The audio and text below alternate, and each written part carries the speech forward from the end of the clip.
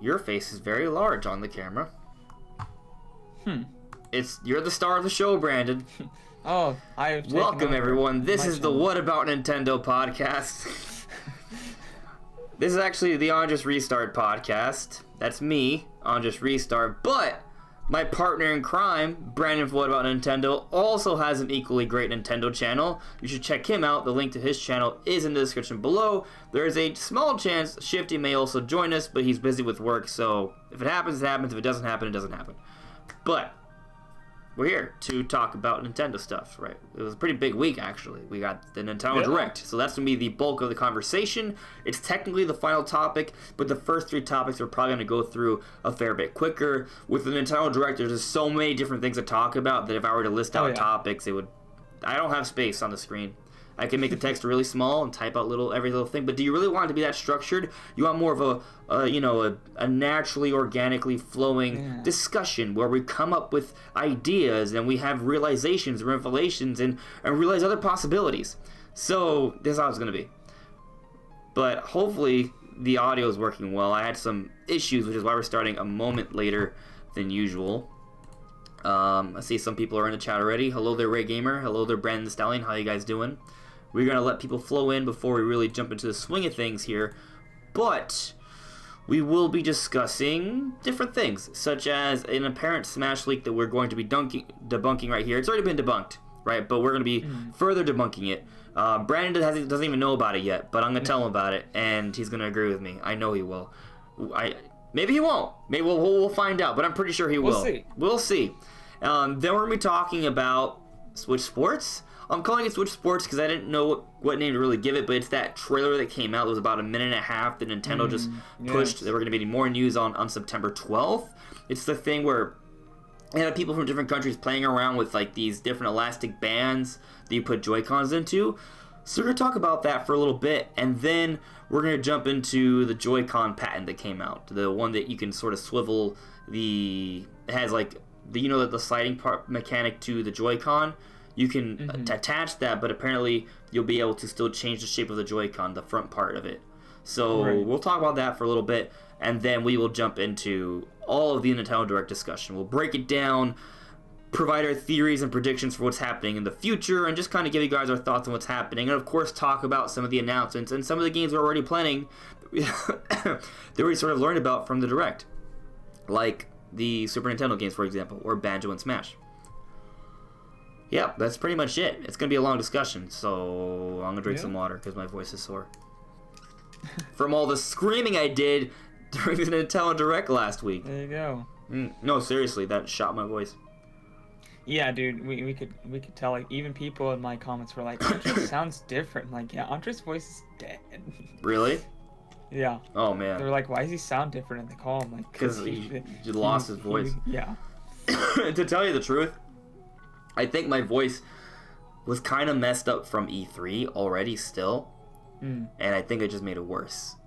I've had a little bit of a cough, so it's a little concerning, but I have been treating it, taking some cough drops, so hopefully I don't lose my voice, because that would make things hard. Actually, it has been harder to make videos. Like, whenever I'm making a video, I'm at the microphone and I'm just like coughing like every 2 minutes, so it's not good. It's not good, but don't be concerned. I'm sure I won't lose my voice. I'll have to treat it, and I am, so it's gonna be fine. But let's check all the chat's doing. Grief and Golem, I do need to take care of myself or else I'll be dead. Thank you. 764, what's up? Monolith 64, Sean, my boy, how you doing, man? Brandon Stylen added me. I personally don't really care for the SNES games. If they add in 64, that would be a bit of a step up, since they'll have Mario Party and I can play with that with my family. Okay, I do recognize that you are a huge Mario Party fan. I'm pretty sure you told me the other day you have every single Mario Party game on the Nintendo GameCube. Correct me if I'm wrong, but I think you said that. Hello there, Slayer. How's it going? So, should we jump into that Smash League debunk, or should we...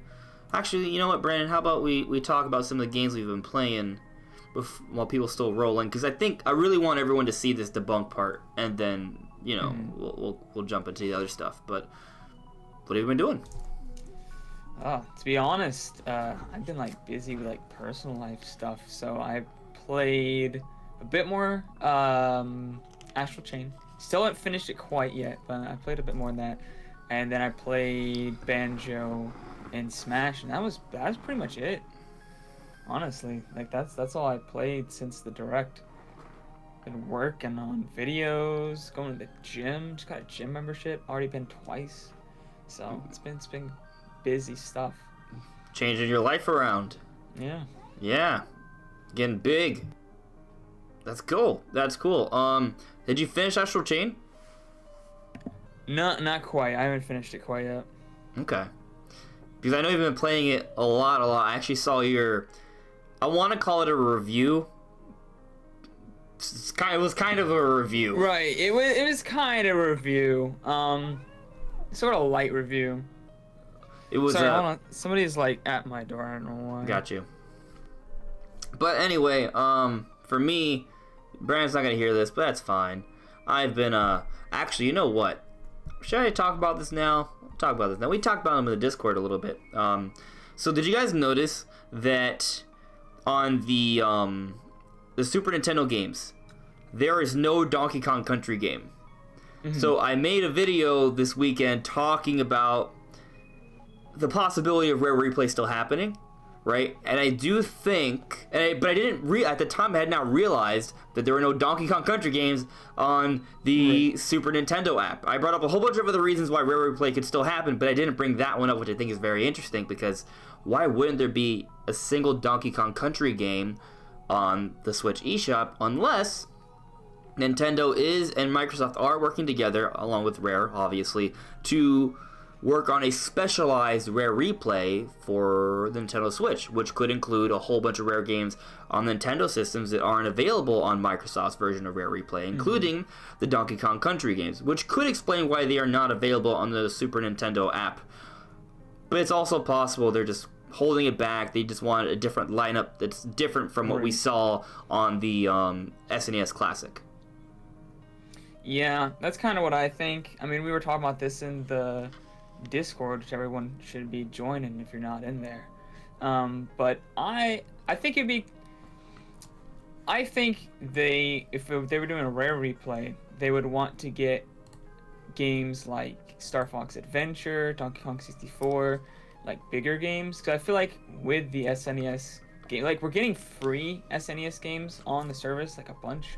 So it'd be weird if they were in Rare Replay, in my opinion. Also, even if they added them later, then like essentially I'd own 2 copies of the same game. If I owned it on the Rare Replay and I had the online. So I mean, I guess I got them earlier if it came out earlier on Rare Replay, so I'd be fine with it. It'd just be kind of redundant. Especially, which one was on? There was only one country game on the SNES Classic. The SNES. Was it? Yeah, it was just the original, I think. Was it? Yeah, I was looking at it for a video on their website. I thought it was Donkey Kong Country 3. According to Nintendo's Super NES Classic site, it's just the original. Okay, no, I mean I could be wrong. My memory is. Yeah, I just looked at it today, so unless I read it wrong. Yeah, so it'd be weird to have that game come out 3 times within the span of like a 2-year cycle, a 2-year window, right? Mm-hmm. Yeah, I see your point. But we also did talk a little bit about other potential games, right? We got Star Fox Adventures, right? Diddy Kong Racing, Donkey Kong 64, maybe GoldenEye, but the rights to that might be a bit of a mess, so that's the one that wouldn't be super realistic, right? For this speculative game that may not even happen, but we think it will happen eventually still. But there's one more game that I was, doing some wiki reading, and another game that I was reminded of was actually Donkey Kong Racing. Was a game that was planned for the Nintendo GameCube that never came out due to the transition of Rare from Nintendo to Microsoft. Since they were already owned by Microsoft, that didn't happen. It never came out. It was unreleased. So what if they had like a Star Fox 2 situation where they release it on Rare Replay for the Switch? How cool would that be? To have an unreleased game. Mm-hmm. That'd be epic. That would be really, really cool. I didn't even know that was a thing till today. Yeah. I had no clue. Yeah. That's crazy. It'd be really awesome. And another game that I've brought up when we talk about Rare Replay is the Kameo game, because it was originally planned for the GameCube, but it was moved on to the Xbox. Granted, that is it came out on Xbox. It was published for Xbox first for Microsoft, so it's not the same situation. But games like that, like I still hope there's some Microsoft Rare games that would stick to the Rare Replay. Right? I mean, granted, if they only have the N64 games and the 2 GameCube games, that wouldn't be that big of a package compared to the original Rare Replay. So I would hope that at least some of those Microsoft Rare games would be in there, like Viva Pinata and Cameo. I would really want to see those. But I just want to point out that every time we talk about this, I say Cameo, then Cameo, Cameo, Cameo. I don't know how to say it, man. I should just look it up. I don't know. But anyway, to get back to what you were saying before you got distracted with your real life situation, I've been playing Astral Chain. I'm not nearly as far into it as you are. I'm probably like 6-7 hours in. It's pretty good. I got to the point where, oh, damn it, spoilers. I can't tell. I can't just like tell you. Right.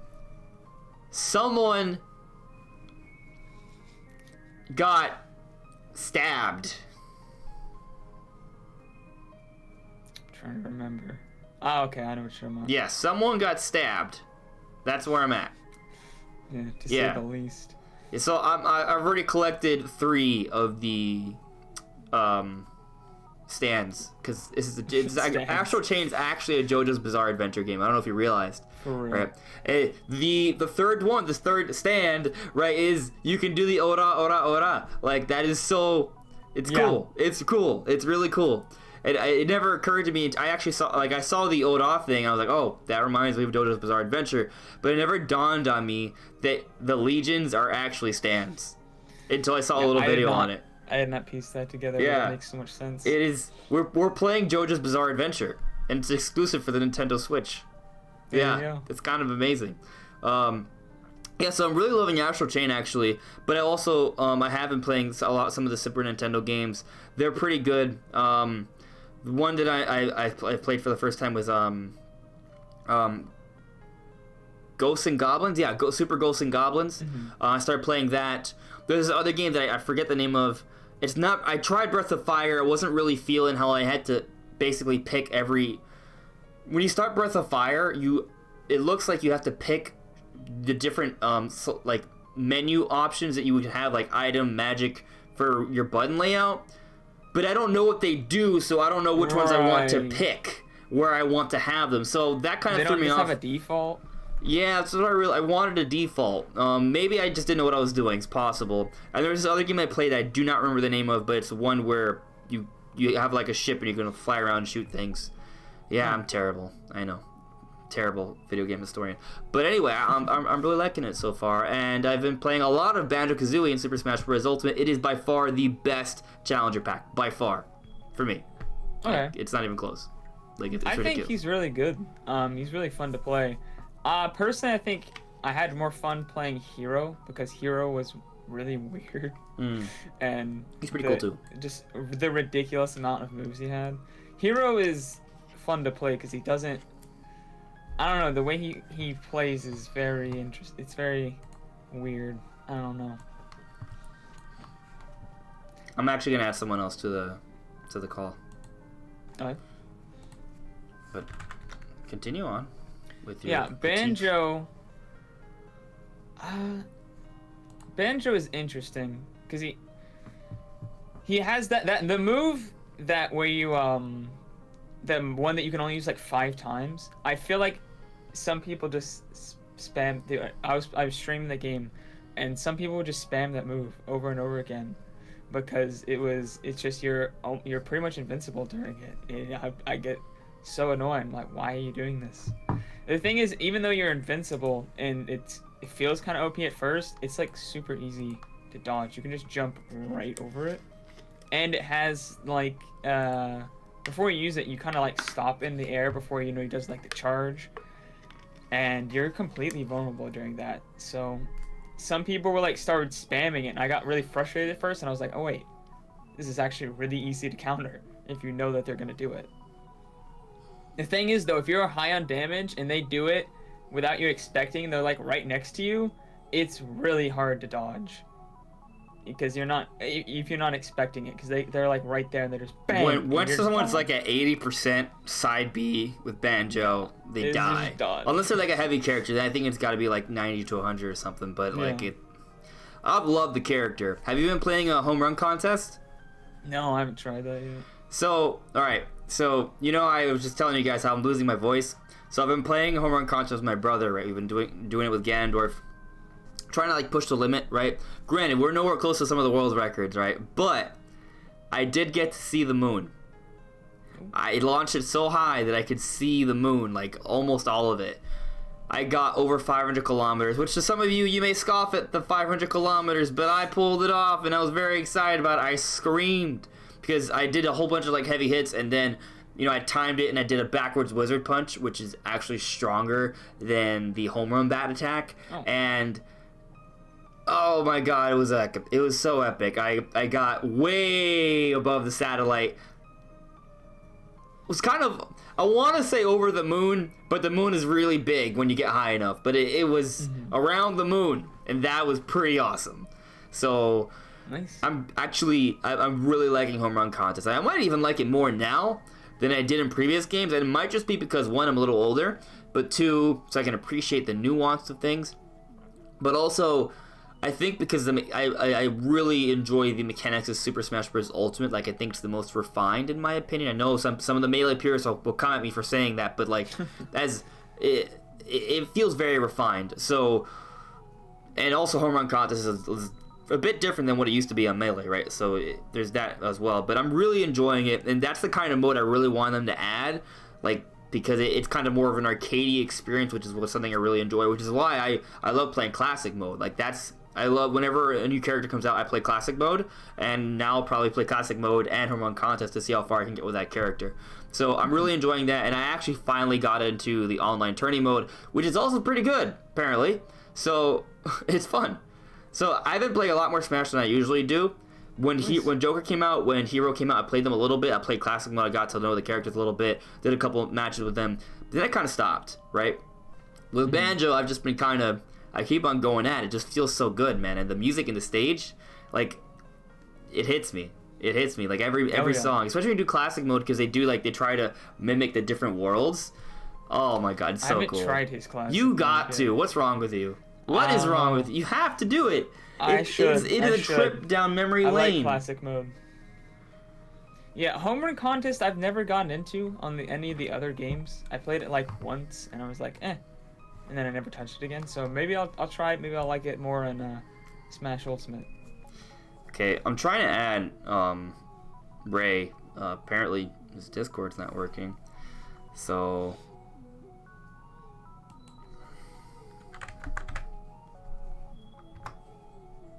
no.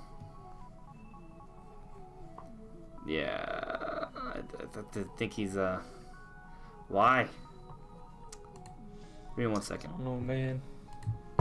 I just don't like, because now I have to find him. I can't find. I have to like make a new thingy. I can't do it.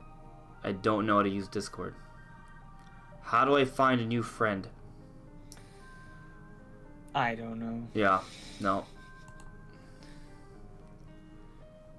Nope. I don't know how to search for new friend. I never do this. Well, I do it, but just kind of. Yep. I can't find it.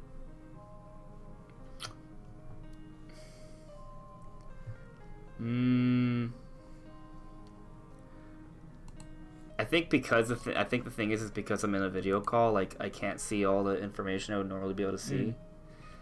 So maybe it's not really working for me. Let me see something.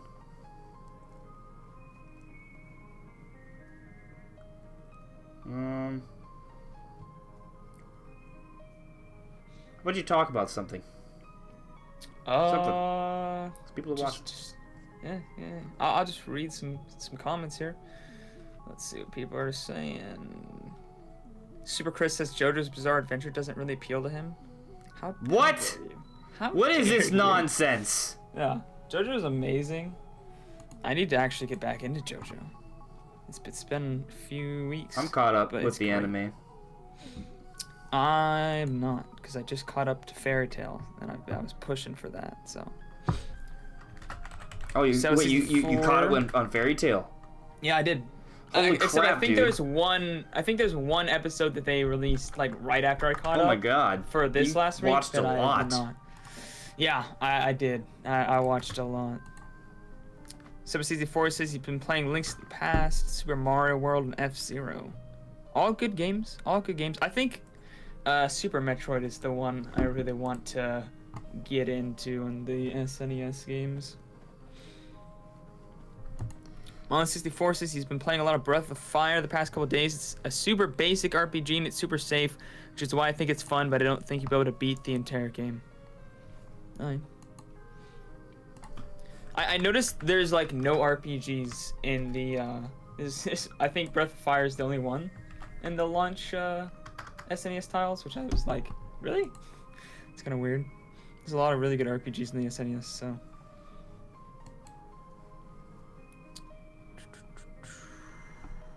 764 says he needs to play Kirby's Dream Land 3. He's never played it before. I've never played that either. I might try that out.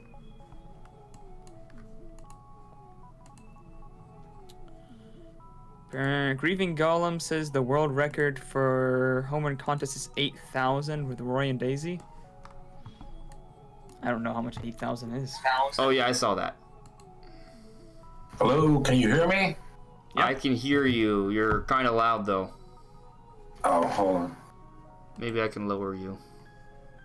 No, you have to lower yourself. Can you hear me now? Yeah, but it's really loud, bro. You have to like 20% that. Hold on. Yeah, it's really loud. Really loud. If you go to, damn it, stuff. If you go to the well, he went off to fix it. All right. Well, he can come back when he's ready. Anyway,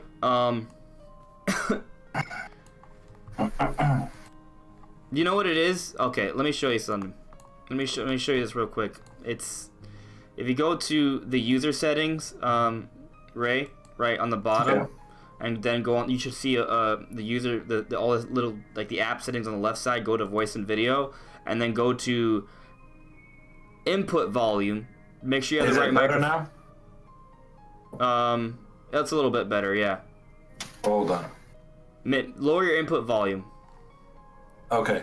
Is it better now? Yeah, it is. Yeah. Way better? Way better? No, just a little better. What about now? That's good. That's good. We're good now. Okay. Yeah. All right. Sorry for all the technical difficulty, guys. We're back on track now.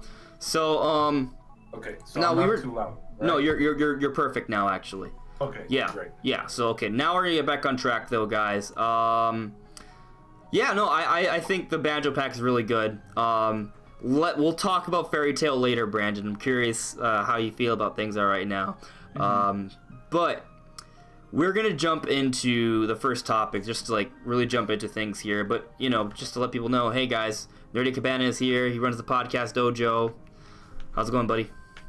Hey, how you doing, guys? Hey, Brandon, how you been? I've been good.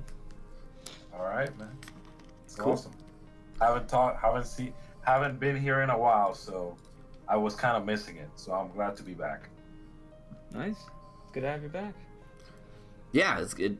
Always great to have you, man. So, there's a fair bit of things happening in the chat. I'm not sure where to get at here, but so if you want, just at me, right? If we want refer to one particular thing, we're gonna jump into Smash Leak debunk right now. Okay, so there was a leak that was popularized by blocked content. Okay, so this is the video right here. Now what's crazy about the video is that no, I'm telling you right now, this is like for sure fake. Okay, just so we're in the clear. Okay, this is like for sure fake. But this little leak right here, it talked about everything that came out. So it said that Hero and Banjo were gonna be at E3. It talked about the characters in the stage. It talked about there would be no Minecraft Mii costumes. It talked about Terry Bogard, and the last thing it's saying is that Geno will come out and it will be revealed in November. So, I think this leak is as fake as can be. Why? Okay, for starters, it then goes on to explain that, the reason why there's less and less detailed information for each character that's coming out is because they came up with some sort of excuse for their insiders saying that there's not as much information readily available for those characters yet because they're newer, right? Supposedly all this information came out before Hero or Banjo were revealed, by the way. But the thing is, like, that's kind of convenient that there's less and less information. And the thing is, if this was so right all along, like about everything, why is it only coming out now?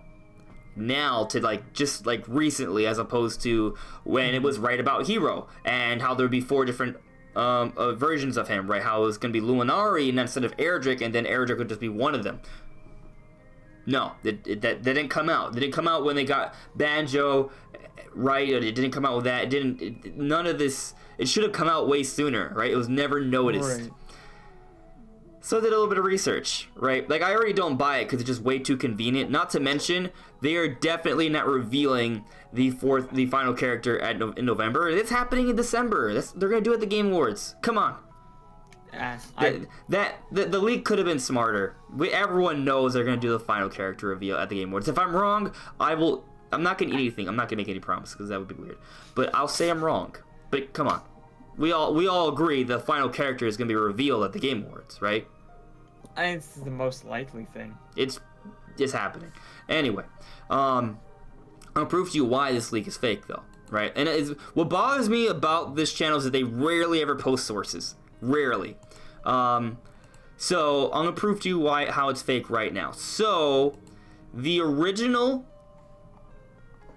leak. Let me see here. It was actually photoshopped.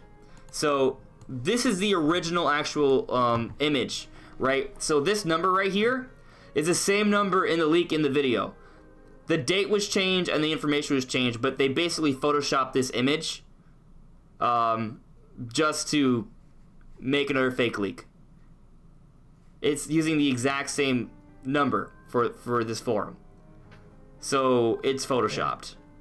Right? This is the actual real one that's just someone making a fake leak that's obviously wrong. And then someone took this and then added all of the information like yesterday, right? To make it look like they knew everything. Mm-hmm. Which is why it only came about now, right? And it's very suspicious that no one else is talking about this, right? Okay, I'm not gonna make any. I don't want to accuse anyone, but I am led to think that someone made it just for the purpose of making a video about it. Like, they've created a fake leak just to make a video. There's no proof of that, but it is a weird coincidence. But anyway, because of that image having the same number as the photoshopped image that is in the video, talking about all these things as if they knew everything that happened in the future, because they did, it's fake. So, there you go. Right.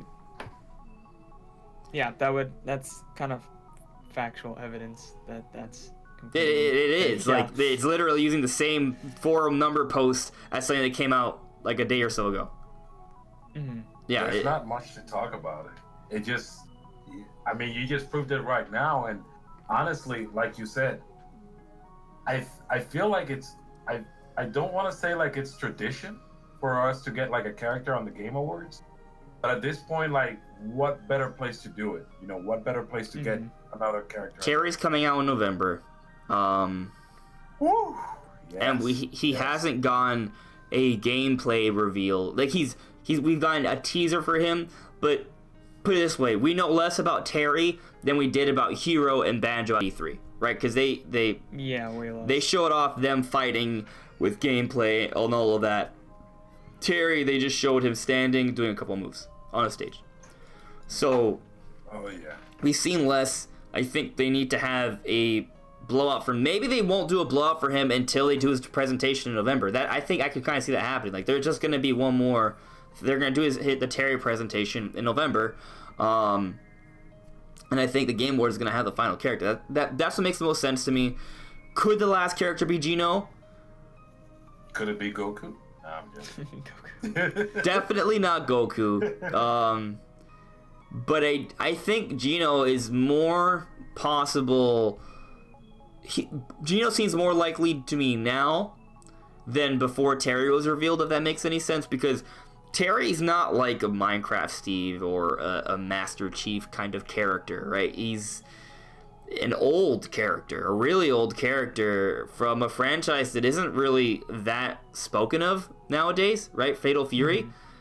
It's more of like a paying homage to video game history, right? That's really what it is. And I think that's really cool.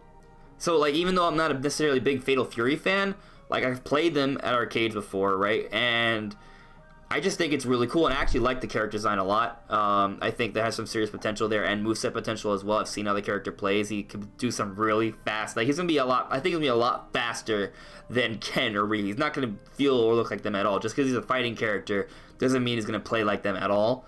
I was genuinely annoyed by people who were, like, crapping on Terry so much. You have no idea. I played Fatal Fury back in the NES days, and I didn't recall the character of Terry very well, because I remember using some other characters, but I really got to see an experience playing as Terry on the King of Fighters. I think it was 98. Back in the day when I was in middle school, they had an arcade center in front of the school. It was called Game Zone. This was back in Puerto Rico, and it was a dream come true for those who love arcade games, and they had a lot of games. They had Marvel versus Capcom, X-Men versus Street Fighter. They had Marvel versus Street Fighter. And I remember I think it was 99, because I do remember playing the King of Fighters 98. And then a year after, they brought Capcom versus SNK. That was the year 2000. Then they brought Capcom versus SNK 2. And I liked those games more than I liked Marvel versus Capcom. And I got to experience a lot of the SNK characters. And a lot of the things we used to do, this was crazy because we were just teenagers, right? We were in middle school. But we used to bet. And I used to be pretty good at Capcom versus SNK. And we bet money, man. We were like, I'll bet you $5, for your lunch. If I actually win in this fight, whatever. And when I go back and I see that there's, and by the way, if you check my Nintendo Switch, you're gonna see I do have a bunch of King of Fighter games. Yeah, Fatal Fury is all over the place. Yeah. A lot of Fatal. It fits with the third-party character theory. Yeah, and not just that. I also have like King of Monsters, which is another SNK franchise. I have the Metal Slugs right here on my Nintendo Switch. It's so when I see a lot of people just complaining about Terry Bogard just because they don't know who he is, it really annoyed me. I was like, it's okay if you don't know who he is, because back in Melee we didn't know who Ice Mark Climbers and Roy were, or the Ice Climbers were. Yeah. But at the same time, why don't you try, rather than judging and saying, oh, who's this random dude? How about you just use your computer, type in on Google Terry Bogard and learn more about him? Because Terry Bogard, I mean, it's not just the video games, but they did a lot. They did a couple of animated movies that were pretty damn good too. He's a very well recognized character. No, he yeah. wasn't very marketed here in the United States. But, right. Yeah. It's actually, I like that you brought that up, because there's a theory that Grief and Golem was talking to me about on the Discord, right? I'm gonna bring it up now. He just said it right here. I'm sticking to the idea that the fifth character is a high requested icon in the EU or AU regions, because Fatal Fury, right? Terry, he's popular in Latin America, right? Banjo's popular here in the States, right? Hero's popular in Japan, and Joker's been sort of apparently described as kind of a character that's kind of like has like a well-rounded popularity, but the idea that maybe the final one could be kind of a European or Australian popular character I could kind of see that, because it does seem like the Fighters Pass is fairly well-rounded when it comes to different like appeals to different parts of the world. So there was this poll that came up recently, right? I'm gonna pull up this tweet from Push Justin. I'm just gonna read it out for you guys, show you guys the image. So, Justin tweeted this a few days ago. According to the Reddit thread, these are requests from the various countries' Twitter accounts after tweeting out that more characters are coming. As with any internet polling, even the ones I did, I'd like to encourage everyone to take it with a grain of salt. So, this isn't like... This is just like, I guess, like, what, based off recent trends because of the news from Smash Bros., right? Am I understanding that correctly? So, it looks like... So Sora is most popular from this region, right? Then Steve, then Crash, Rayman, Doomslayer, Geno. This is from Team Fortress, right? Yes. Yeah. Heavy. I didn't even know he had a name. All right. Agumon, Dante, and Jim Banyan. Okay, so I'm just gonna say, like, just my personal thoughts on this. I don't think Sora or Steve are gonna happen for this Fighters Pass, just because I know there are more characters coming, right? But this current Fighters Pass was selected, maybe not even with the thought process that there would be more characters coming, right? So my personal thinking is that there isn't going to be a repeat from the same company. So Sora, right, developed by Square, right? Yes, Disney's involved, but it would be a Square rep, right? So we got Hero already. So I don't expect Sora to be a part of the Fighters Pass. Same thing with Steve. We just got Banjo, so I don't expect another rep from Microsoft, right? Crash, on the other hand, if I'm correct, I think Crash is actually from Activision, right? Yeah. So I think Crash actually should be definitely a super likely candidate for the final character in the Fighters Pass. Another one, Rayman. Why isn't Rayman in Smash Brothers yet? Come on. So another great candidate. But then the next one, Doomslayer, another fantastic candidate from Bethesda. So Crash, Rayman, and Doom Guy are all from 3 different publishers, and they're all very popular publishers that don't have any sort of they don't have a Smash presence. They need it. I mean, yes, I guess technically there's spirits for Rayman, but it's not that big of a deal. So maybe because of the spirit, you want to lower his likelihood so they can bring in someone else. I could kind of see that, right? But I'm just saying, those 3 characters, I put them way above Sora and Steve in terms of the likelihood for the Fighters Pass, just because their companies are represented in the game to some extent. And then Geno, I mean, I guess technically that would fall under a Square rep, right? I believe they have the rights to him. So there's that. Not to mention, he does have a spirit just like Rayman. And while I don't think spirits deconfirm the possibility of them being a DLC character, I do think it does decrease the likelihood of them, because I believe Sakurai wants to bring in as many franchises in as possible here. So if they already have some representation, I think they're probably going to prioritize other characters for this Fighters Pass, right? We'll save the Nintendo Direct thoughts when we want to talk about other characters after the fights. We'll save that till later on to the podcast. But so just from the list, I would say Crash, Rayman, and Doomslayer are on my radar for the final character.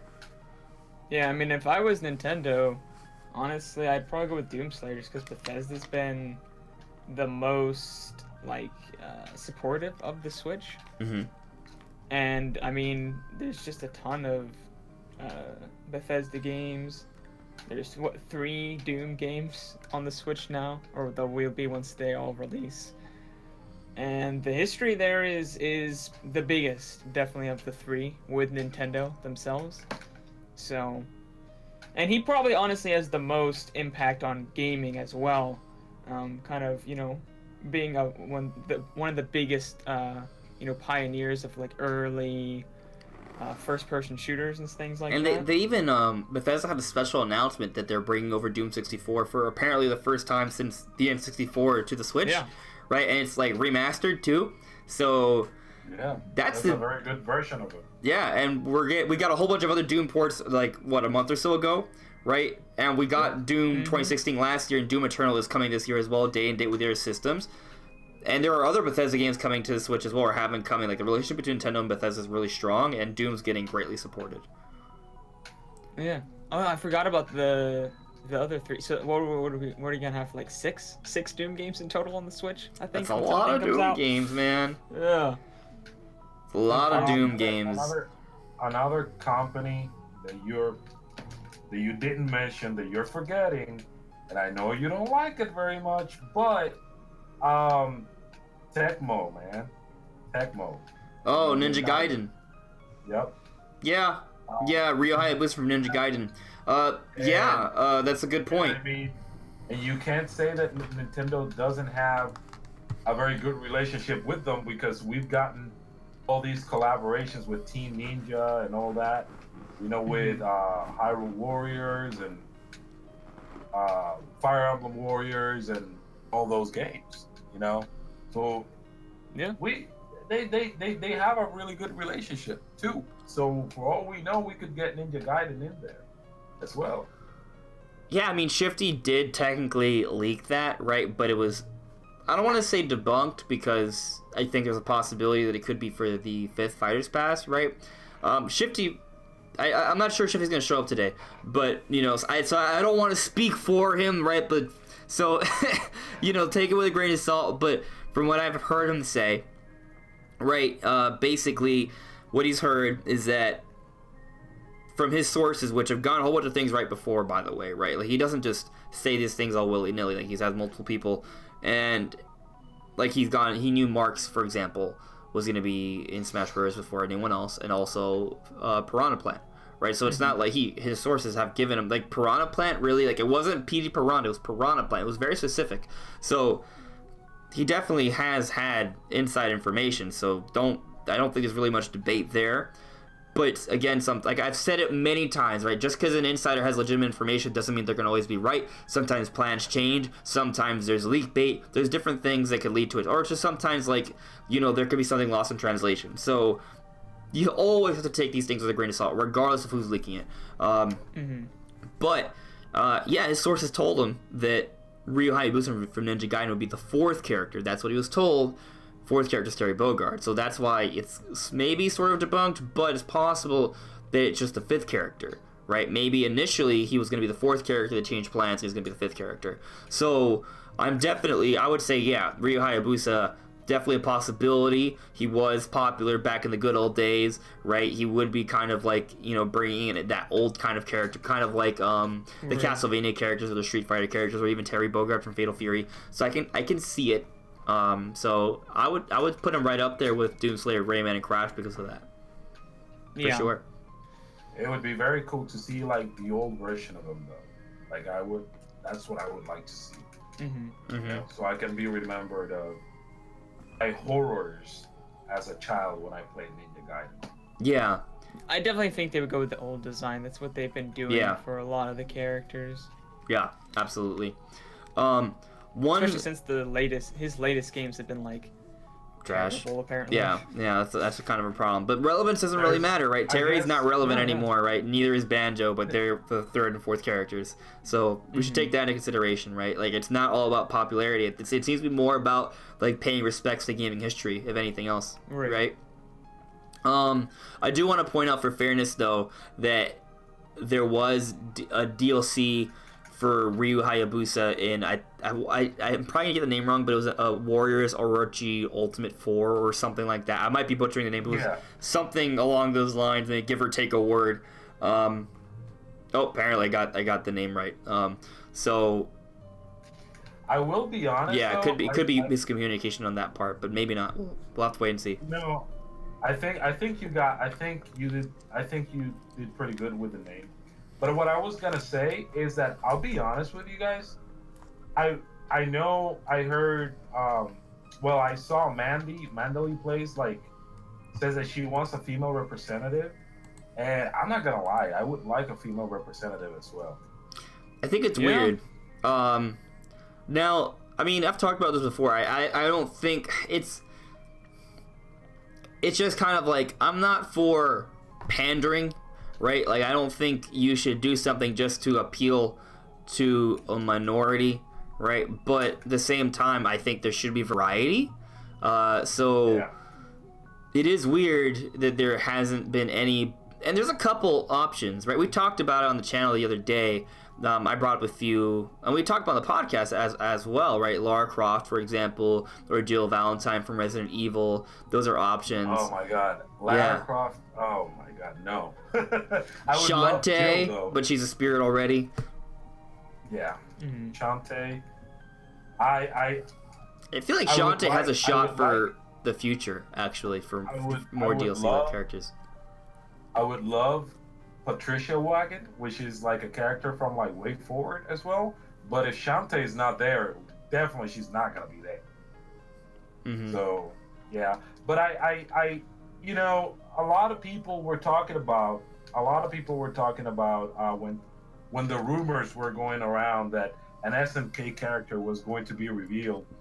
A lot of people were talking about a female representative, like from the King of Fighters or Fatal Fury. Like a lot of people were like talking about Mai. right?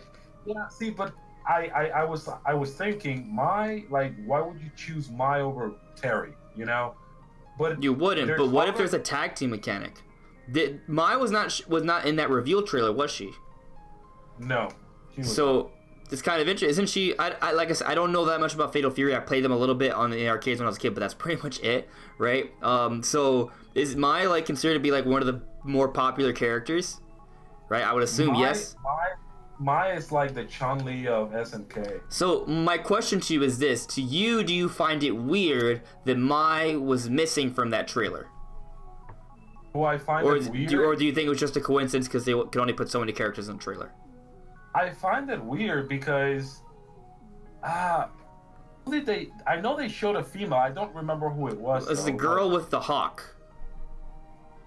Oh yeah, she's from Samurai Warrior. I mean Samurai Showdown. I mean she's on King of Fighters too. But anyway, so I find it weird that they didn't show Mai, and they showed her instead. What if the reason they didn't show her because she's a part of a tag team mechanic, and then you kind of have like a female character in there? That'd be a pretty interesting surprise. They didn't show too much of the character. That would be pretty interesting. But what are you like?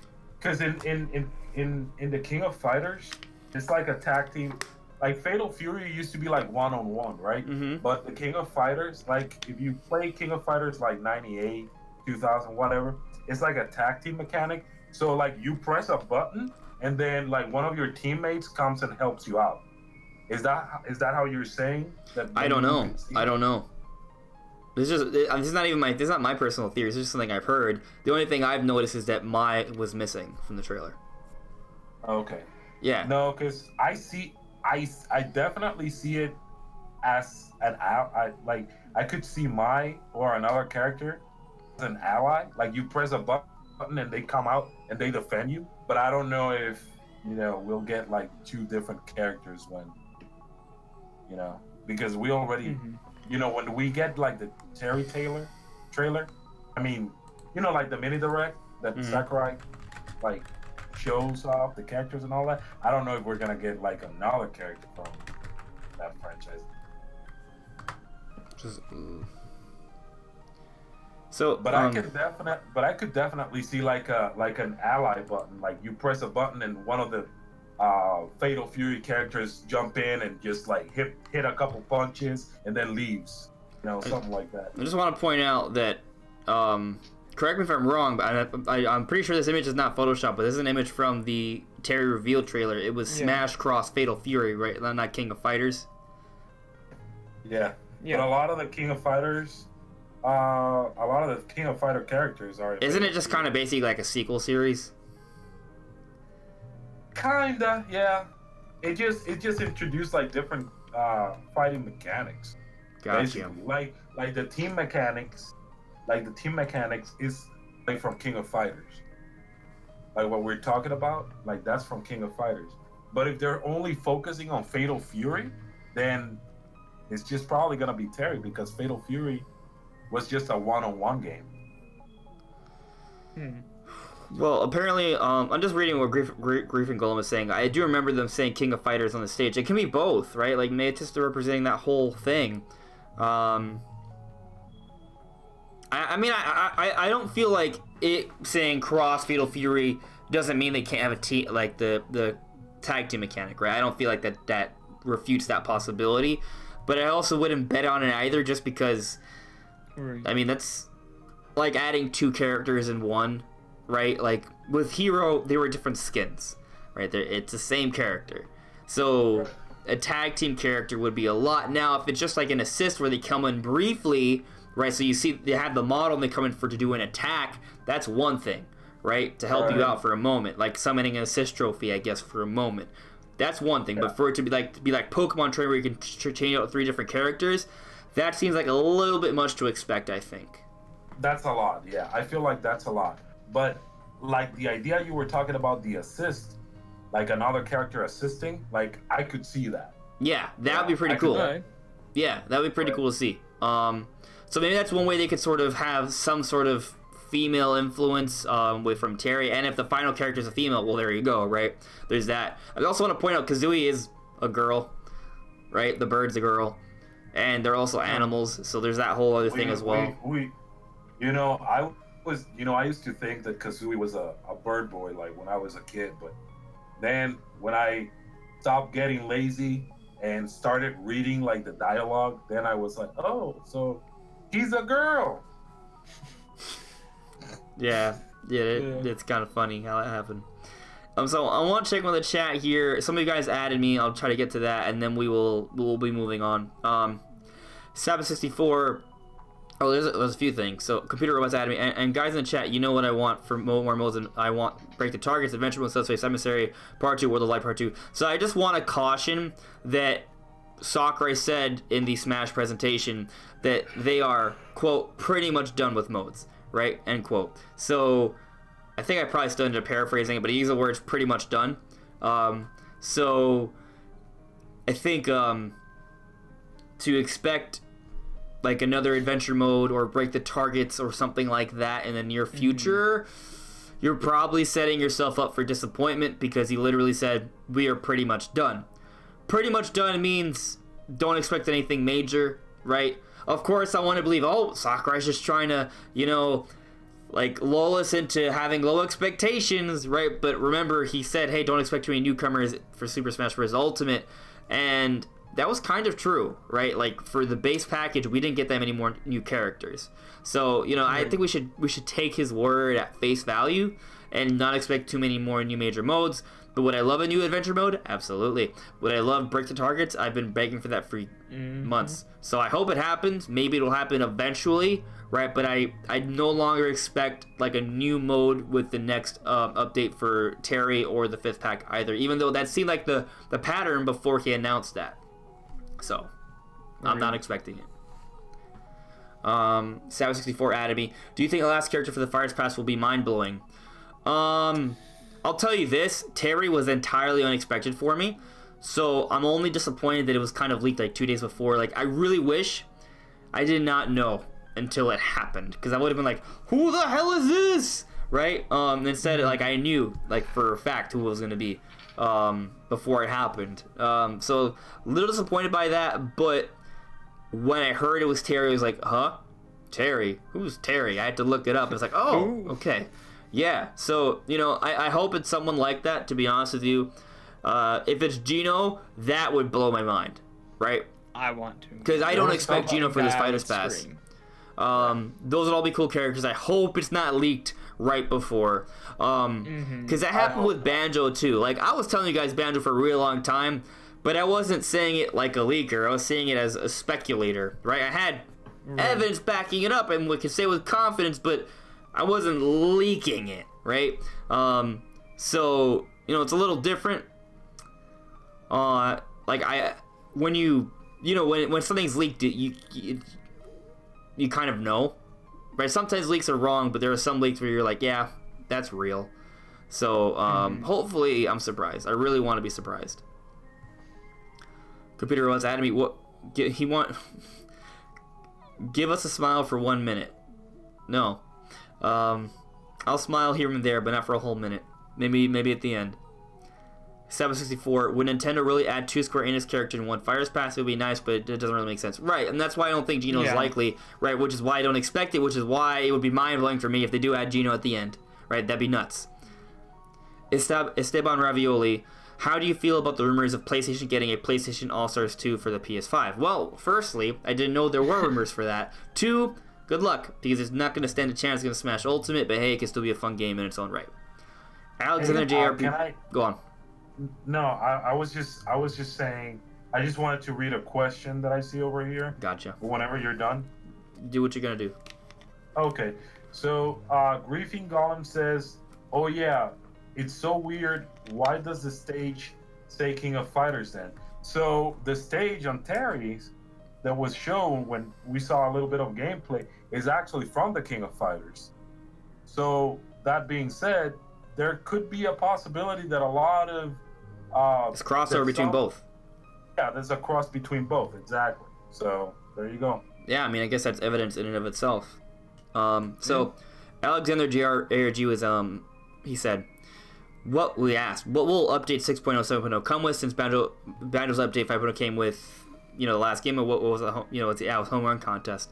Well, that's the thing I was just saying. I don't expect anything for 6.0 or 7.0 because he said that Sakurai said they're pretty much done with new modes. So there may be some quality of life updates. Maybe they'll add like a difficulty or something like that, but I'm not expecting anything major like home run contest or an online tourney mode. And they said no new modes. It doesn't mean they can't add different content to existing modes. Like they could add more variants to that stage in classic mode where you run and you hit the different boxes and things. They could add more of those. I feel like that is...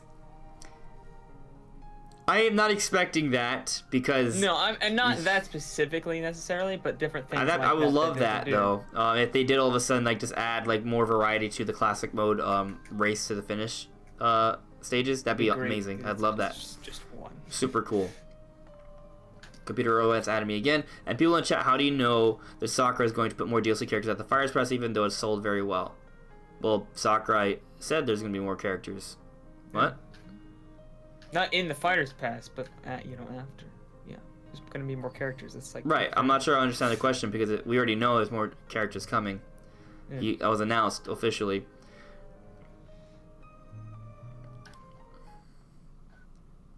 Yeah, I mean, Computer OS also asks, why isn't Sub-Zero Scorpion for Mortal Kombat playable?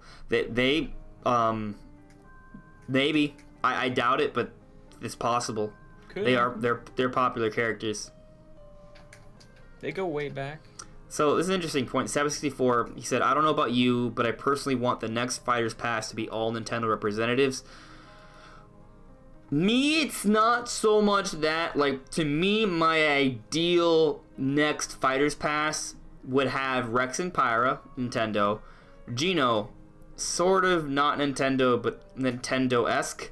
Shantae, also maybe less Nintendo-esque, but kind of like Shantae's been popular in Nintendo systems. The Nintendo fan base wants Shantae, so I want to see those 3 characters. Well, Rex and Pyra be more than one, but that would be take up 1 character slot. I want those characters in the next Fighters Pass. I think they would be characters that would appeal closer to the Nintendo community. Yeah.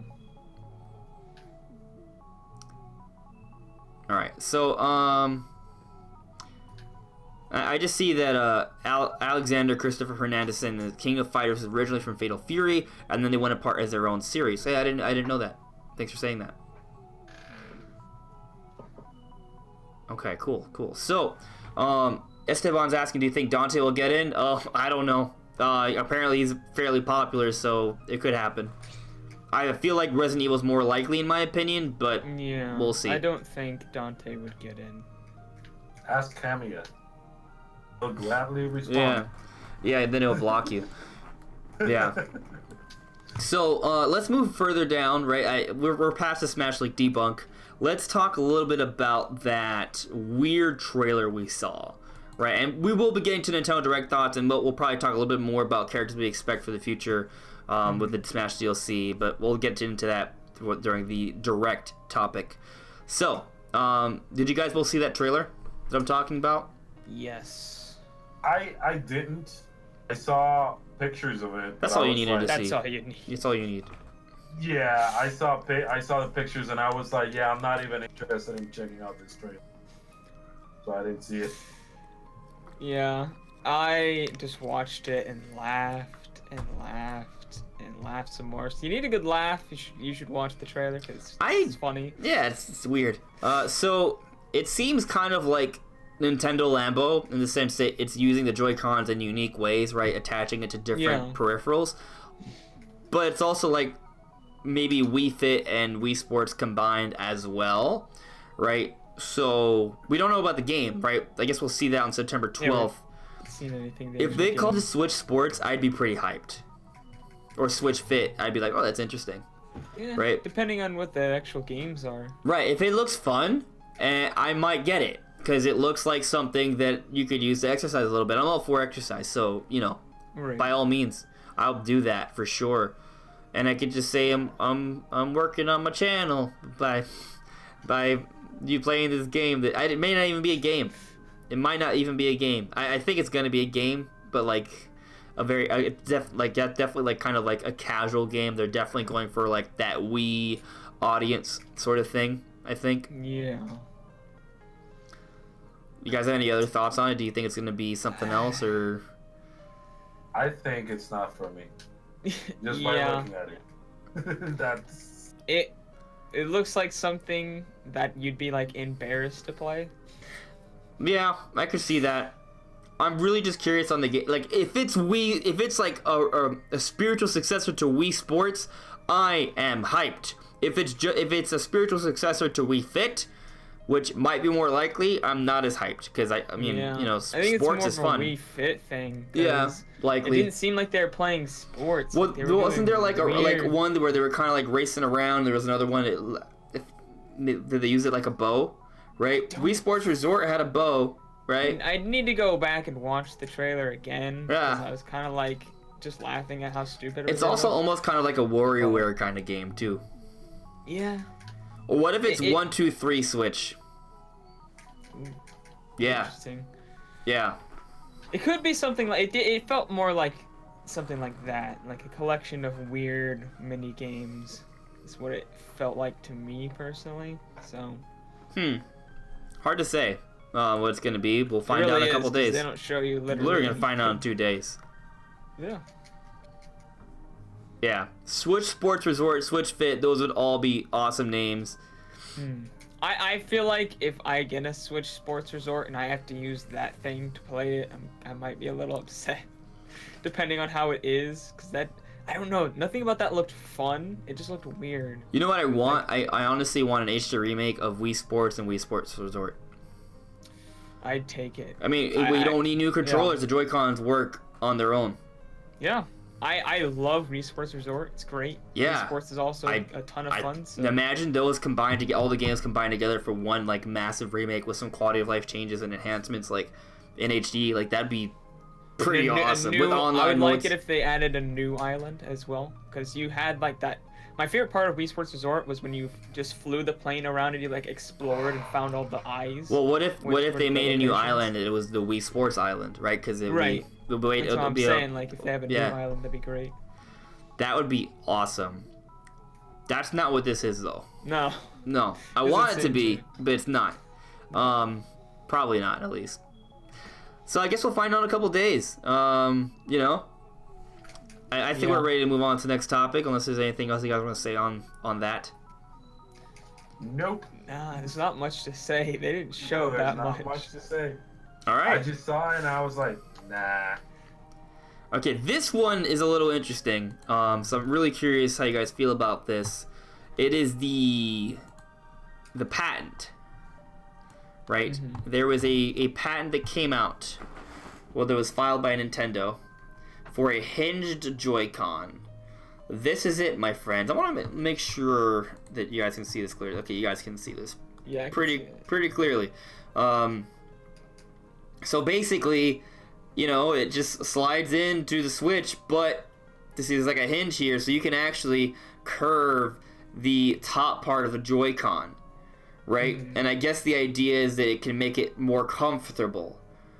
I like the idea of it. When I see this structure itself, it doesn't look comfortable to me. It doesn't look like it'll work for me. It looks like it might work, but I don't know. I do want to stress, though, that with patents, what they're doing is protecting, their rights to that technology, right? So they're just demonstrating how the technology is used. If this ever comes to market, which it may not, but if it does ever come to market, it may look different than what we're seeing here, right? It will use the same technology, the hinge technology, that innovation, but it may look better. It may be working better. It may be more comfortable to use. It may look cooler. We don't know until it actually comes to market. Assuming it does, it may never. They're just protecting their rights to this technology that they think they might use in the future. I just don't see the point. I mean, I it do. looks like maybe it could be a bit more comfortable, I guess. Well, but it's... You know what, Brandon? I know you've told me this multiple times. You don't play in portable mode that much. Right. So that's the thing. When I play in portable mode, I left my Switch in my brother's room. Damn it. But anyway, so when I play in portable mode, I'm going to hold it like this, and if I'm holding it for like a while, I actually start to feel like a little numbness here because I'm like cutting off the circulation in my hand. So I kind of have to like adjust my grips pretty often. It's not the best ergonomically for long playthroughs. Okay. So I think a more ergonomic Joy-Con would actually be pretty well received. And we did hear that Nintendo is researching into, creating even better controllers, right? Something that works even better for gamers. So this could be some of that research, right? This could be something that's implemented with the next generation Switch, right? And that's when I say next generation, I mean like literally the Switch 2, not a Switch Pro, like the Switch 2. I could see that happen. It could be the next version of the Joy-Con. And it could be something that contorts to your hand that makes it a more comfortable playing experience. Maybe something where you don't even feel like you need to use a Pro Controller. Maybe. I haven't ever had that issue. I've played I think the most I've ever played though is like 3 hours. So I haven't played, like a super long time in handheld mode. I've played a lot. But I haven't. I'm at 3 hours at one sitting, by the way, not like 3 hours total. Just in case anybody's like, oh, you've only played for 3 hours? No. I mean, it's kind of cool. I don't know. It doesn't seem like super useful. I'd have to try it and see how it feels, I think. Gotcha. But I can see why that might be a cool idea. I would have to like test it out myself. I see your point. How good it actually is. Ray, what were you saying? I was just gonna say that I'm all for comfort, but it's really hard to just like look at it and just say like, yeah, I know this is gonna be very comfortable for me when I play. I play Switch and handheld most of the time, so it's very hard. I already feel kind of comfortable with my Switch and handheld. I would appreciate something that some Joy-Cons that can provide me with more comfort.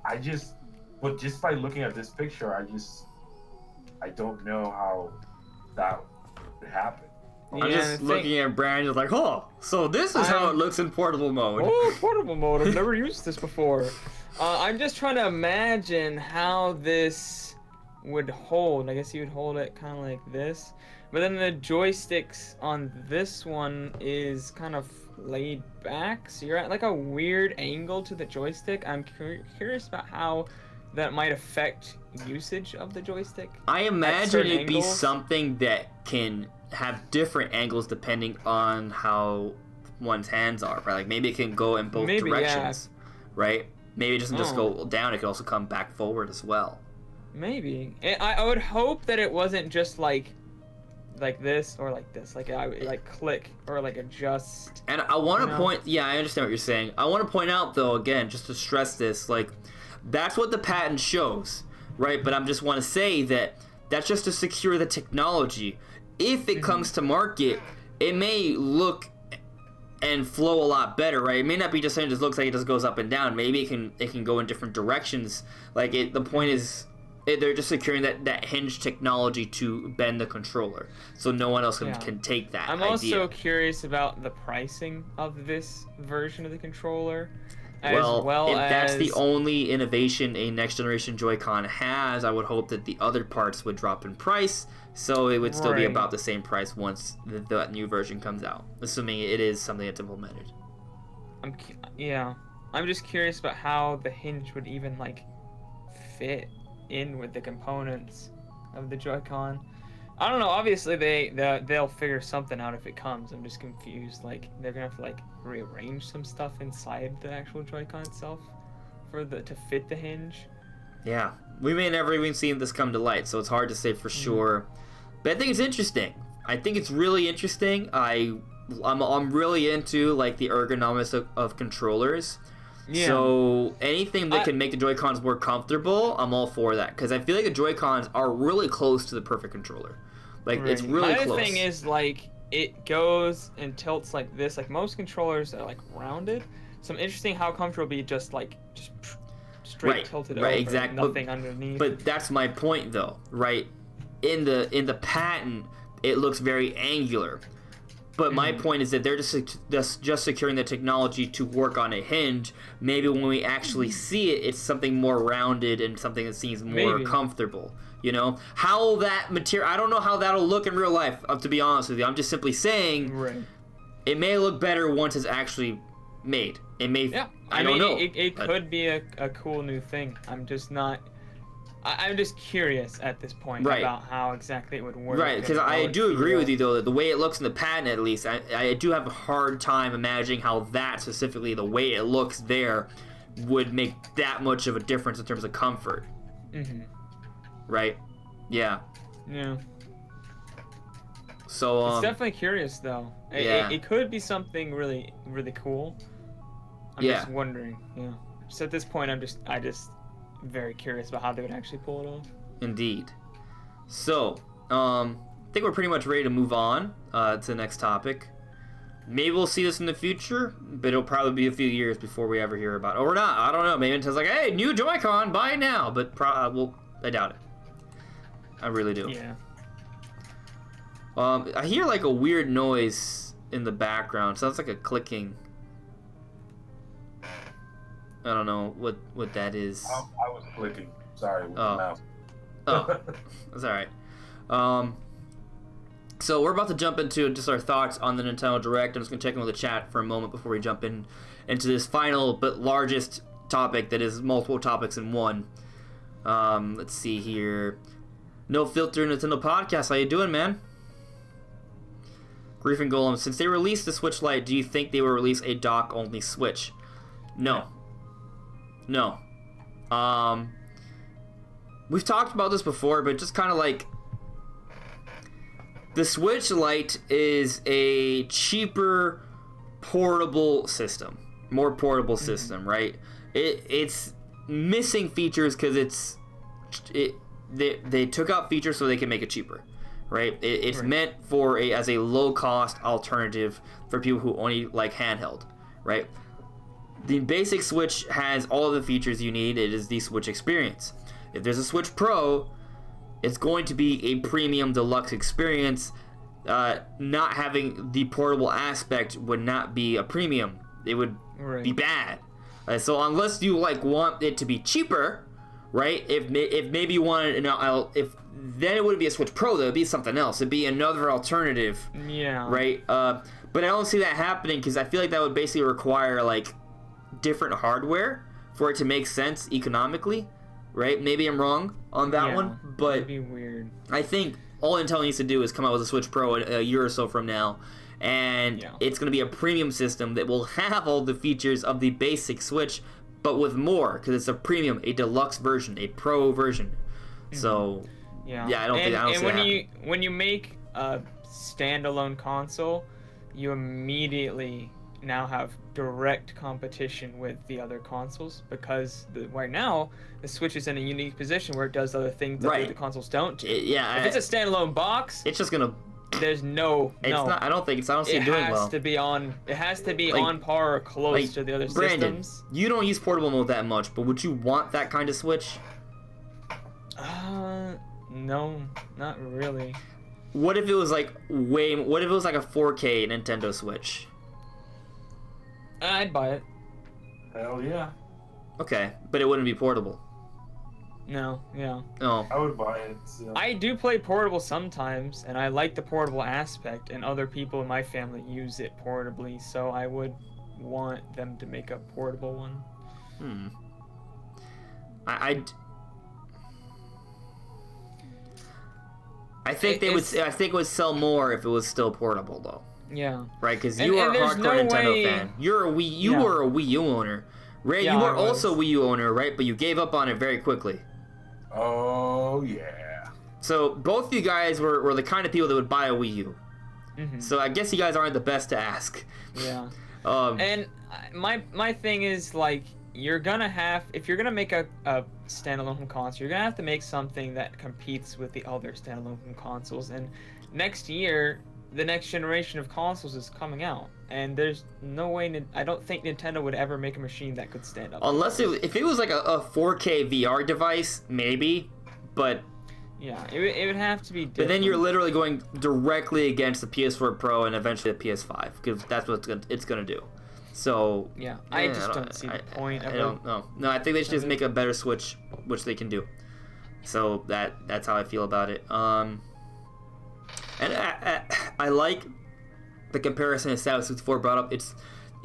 The Switch Lite is the 2DS version for the Switch, right? So, and I think this analogy actually extends to another level because you have the basic 3DS, right? But then eventually you have the new 3DS and the 3DS XL, which are kind of like premium versions of the base 3DS, and then you have the 2DS, right? So there is a tiering system, and the new 3DS, it doesn't have any less features. In fact, it actually has better 3D mechanics, right? So a premium Switch, I can only imagine, would be an improvement on whatever the Switch can already do. So that's how I see it, but I guess we won't really know until the future happens. But I feel confident about this one. The Switch Lite keeps like the main draw of the Switch intact, which is playing home console quality games on the go. Right. Like that's kind of the Switch's thing. Absolutely. So let's jump into that Nintendo Direct, guys. What did you think? I thought it was great. I thought it met my expectations, right? I know a lot of people were disappointed, actually. A lot of content creators too. I wasn't one of them. I have critiqued the Animal Crossing segment. I did like the gameplay, but I do think I think a lot of people complained that it didn't have as much new content. It was kind of more just repeating what was already said during the Treehouse at E3. So it would have been nice if they showed off a few more new things and it was a little bit faster paced because it was the longest segment of the Direct. Yeah, the Animal Crossing segment, I'm gonna be honest, big Animal Crossing fan. Like New Horizons is gonna be amazing, but that sucked. It was terrible. It was boring. They didn't show anything new. It was way too long. So my problem, I don't understand why it was a thing. So here's the thing: have been in the Direct. if it was gonna be the longest part of the Direct, fine. I just wish that they showed more new features in it. Yeah, I mean, if they showed new features, dude, I would have invested. Right. I was bored. I didn't have anything to say. I was literally not even talking. It's just like whatever. I haven't looked. They gotta leave some. They gotta leave some for later, though. 'Cause you know Yes. it's The thing is, they haven't Yes. showed much though. Right. I mean, look how Pokemon's handling it. They're having reveals for that game every couple weeks, and they have probably still have a left lot to reveal for that game, right? So I think there are ways to show off more stuff without showing off everything. Absolutely. That being said, I agree with you guys. I don't think that Animal Crossing segment should have been that long. It really felt kind of boring, but at the same time, it's like, you know, it's Animal Crossing. It's supposed to be chill and everything.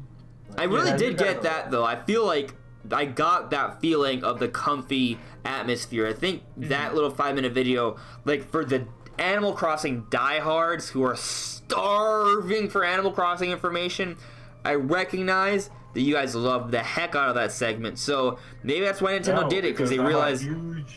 No, not really, because I'm a huge Animal Crossing fan myself, and I hated it. Okay. No, they really didn't show anything. I think the only information they showed was that you can eat apples for like energy or something, and then they showed a better view of that like dock section of the map, which was they didn't show that much of before. I kind of had to like find it in my analysis so you could like see like the corner of it.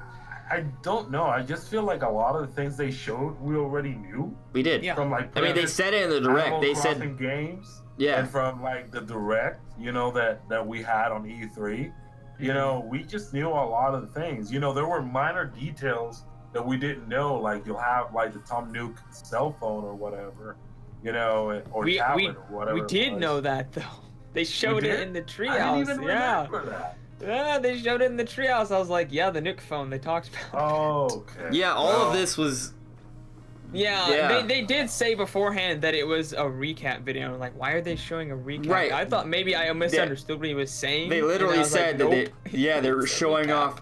They showed a little bit of new gameplay, right? And when we saw that, I was like, oh, that looks pretty cool. If you want to like super analyze the trailer, there's like new information. Some new like decorations you can see and stuff, but it's not anything that I'm gonna get like excited about. It's like cool.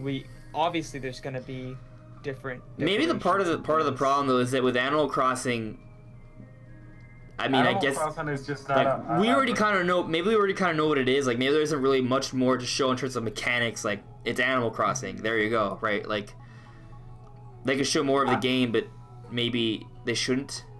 You know what I mean? I just feel like Animal Crossing is just a game that you can't really showcase for a long period of time on a direct like that, because a lot of the things that we see in it's not fast paced. Yeah. And a lot of the things that we're seeing in this Animal Crossing, a lot of the things we know from previous Animal Crossing games. Like I said, it's just it's just the difference between this game and like, let's say New Leaf is the setting.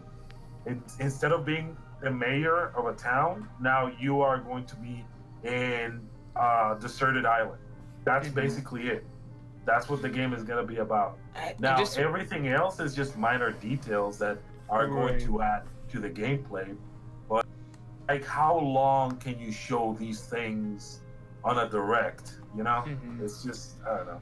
I think there's still a lot they could show. Obviously we have like no shops, like in Animal Crossing New Leaf there was Main Street. Like you had a bunch of shops, you could get new shops, you could upgrade the shops. Like there's no shops. Where are the shops? I want a museum. I love museums. Where's the museum? Obviously there has to be a museum. Like, and I think there could be like new characters as well. Like they have like different characters that do the different shops and stuff. Typically they add like new characters in an Animal Crossing. We haven't seen any new characters at all in this one. You know what? I definitely think they're like hiding stuff. They're not showing us a lot. I think they could have showed us something. Maybe the purpose of this game is for you to like recreate like a whole town, you know? Right. Like I think like that is the case. Yeah. That is, yeah. I just wish they had shown us how they're going to go about that, because obviously you're going to have shops, you're going to have a museum, you're going to have different things like that. I'm just like, how? Like, how are they doing that? Yeah. But I guess maybe they just want to save that for like an Animal Crossing direct later on. Yeah, I just think it would have been better if they showed off like a 2-minute trailer instead of a 5-minute one that just kind of retold us old information. Especially as the penultimate, the second to last announcement for the night, right? Or for the direct, I should say.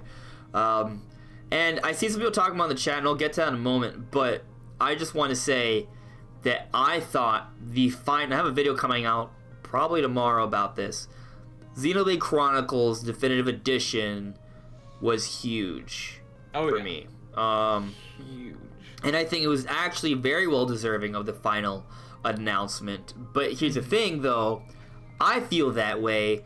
Xenoblade, I don't think, is that big of a series to most people for it to be. But that's the problem. I know it deserves to be, right? So Right. a lot of content creators, right? And I refer to content creators because like they are the ones that kind of spread the this is what I think. So everyone kind of a lot of people buy into all those ideologies, and they're the ones that are the loudest, right, on the Twitter and social media. And a lot of people were kind of like saying, "Oh, what is this game?" Like, you know how a lot of people are posting on Twitter like, "Oh, games you're interested in, games you're not interested in," and the yellows were like, undecided. There were a lot of undecideds and a lot of not interested in Xenoblade, which is the biggest game of the Direct. Is the biggest game of the Direct. Yeah.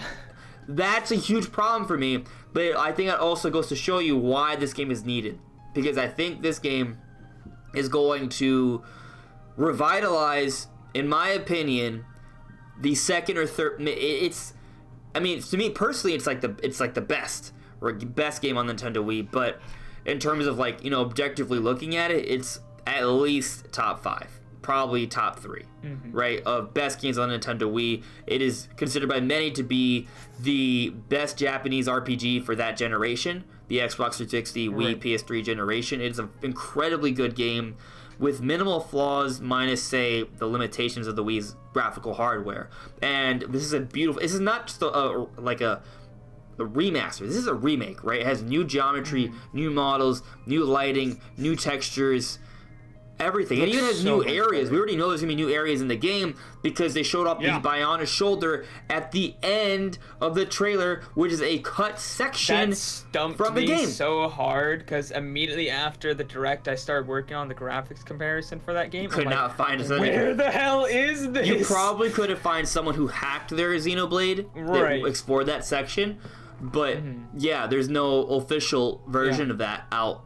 No. I was like, I don't know where this So- is. I've never seen To this put it before. as an equivalent, it's almost like as if had Nintendo done the Wind Waker HD and added the cut dungeons. That's what Xenoblade Definitive Edition is doing.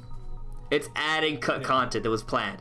That's gonna be hype. I don't know how much new content there will be, but to see the Bionis shoulder, that's one whole new large section, right? Yeah. That's like basically like a whole chapter, right? Like Xenoblade Chronicles 2 has like 11 or 12 chapters or something for the game.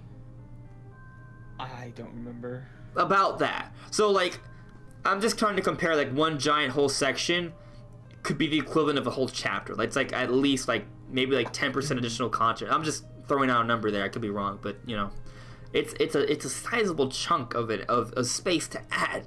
And Yeah. that's just what they show. There could be more. We don't know. So this is gonna be a big deal, guys. If you've never played Xenoblade Chronicles Definitive Edition and you're a fan of RPGs, might become your favorite RPG of all time. That's how good this game is. This is my favorite JRPG of all time. It is if with some quality of life enhancements and being remade for the modern generation, this game will be the best Xenoblade game by far. Yeah, it's And, a lot better and that's than no 2. slight on Xenoblade X or Xenoblade 2 because I love those games to death. Right, I'm always bringing up Rex and Pyra because I really love those characters. I really love that game, but they have their flaws. They are not as complete of a package as the original game, the original Xenoblade. So I get that some people aren't excited about it because they haven't experienced it. They don't understand, but you will understand when you play this game when it's coming out next year. Yeah, It's gonna be incredible. It's ridiculously good. Yeah. Well, it's not that I didn't get excited. It was cool to see, but at the same time, I was like, it was cool to see. It's just that I heard so many great things about Xenoblade Chronicle, and I heard, the best RPG of the era, of that era, of that generation. Sorry, when Xbox and Wii, Yeah. Xbox 360, Wii, and PlayStation 3 were around, and I heard a lot of great things. How different is this game from the second one? Like, does it play Very the same? different. It's Like, different. How would you describe like the gameplay? Okay. I'm gonna try to describe it. Keep in mind, I haven't played the game in years, right? So there's that element there. Because the thing is, I look at all the battle systems and they're kind of blurry together, but they actually all feel very different. Like they're similar, right? Like each battle system, you're like, oh, this is the Xenoblade battle Right. system. Like they all have like the arts in a row, right? And you move around in real time as you have like an auto attack going on, right? Like that's all the same with all the battle systems, but your positioning matters way more in the original Xenoblade game, right? Like the whole Right. side attack, back attack thing, that's really important. The breaking and topple feature is even more prevalent in the original Xenoblade.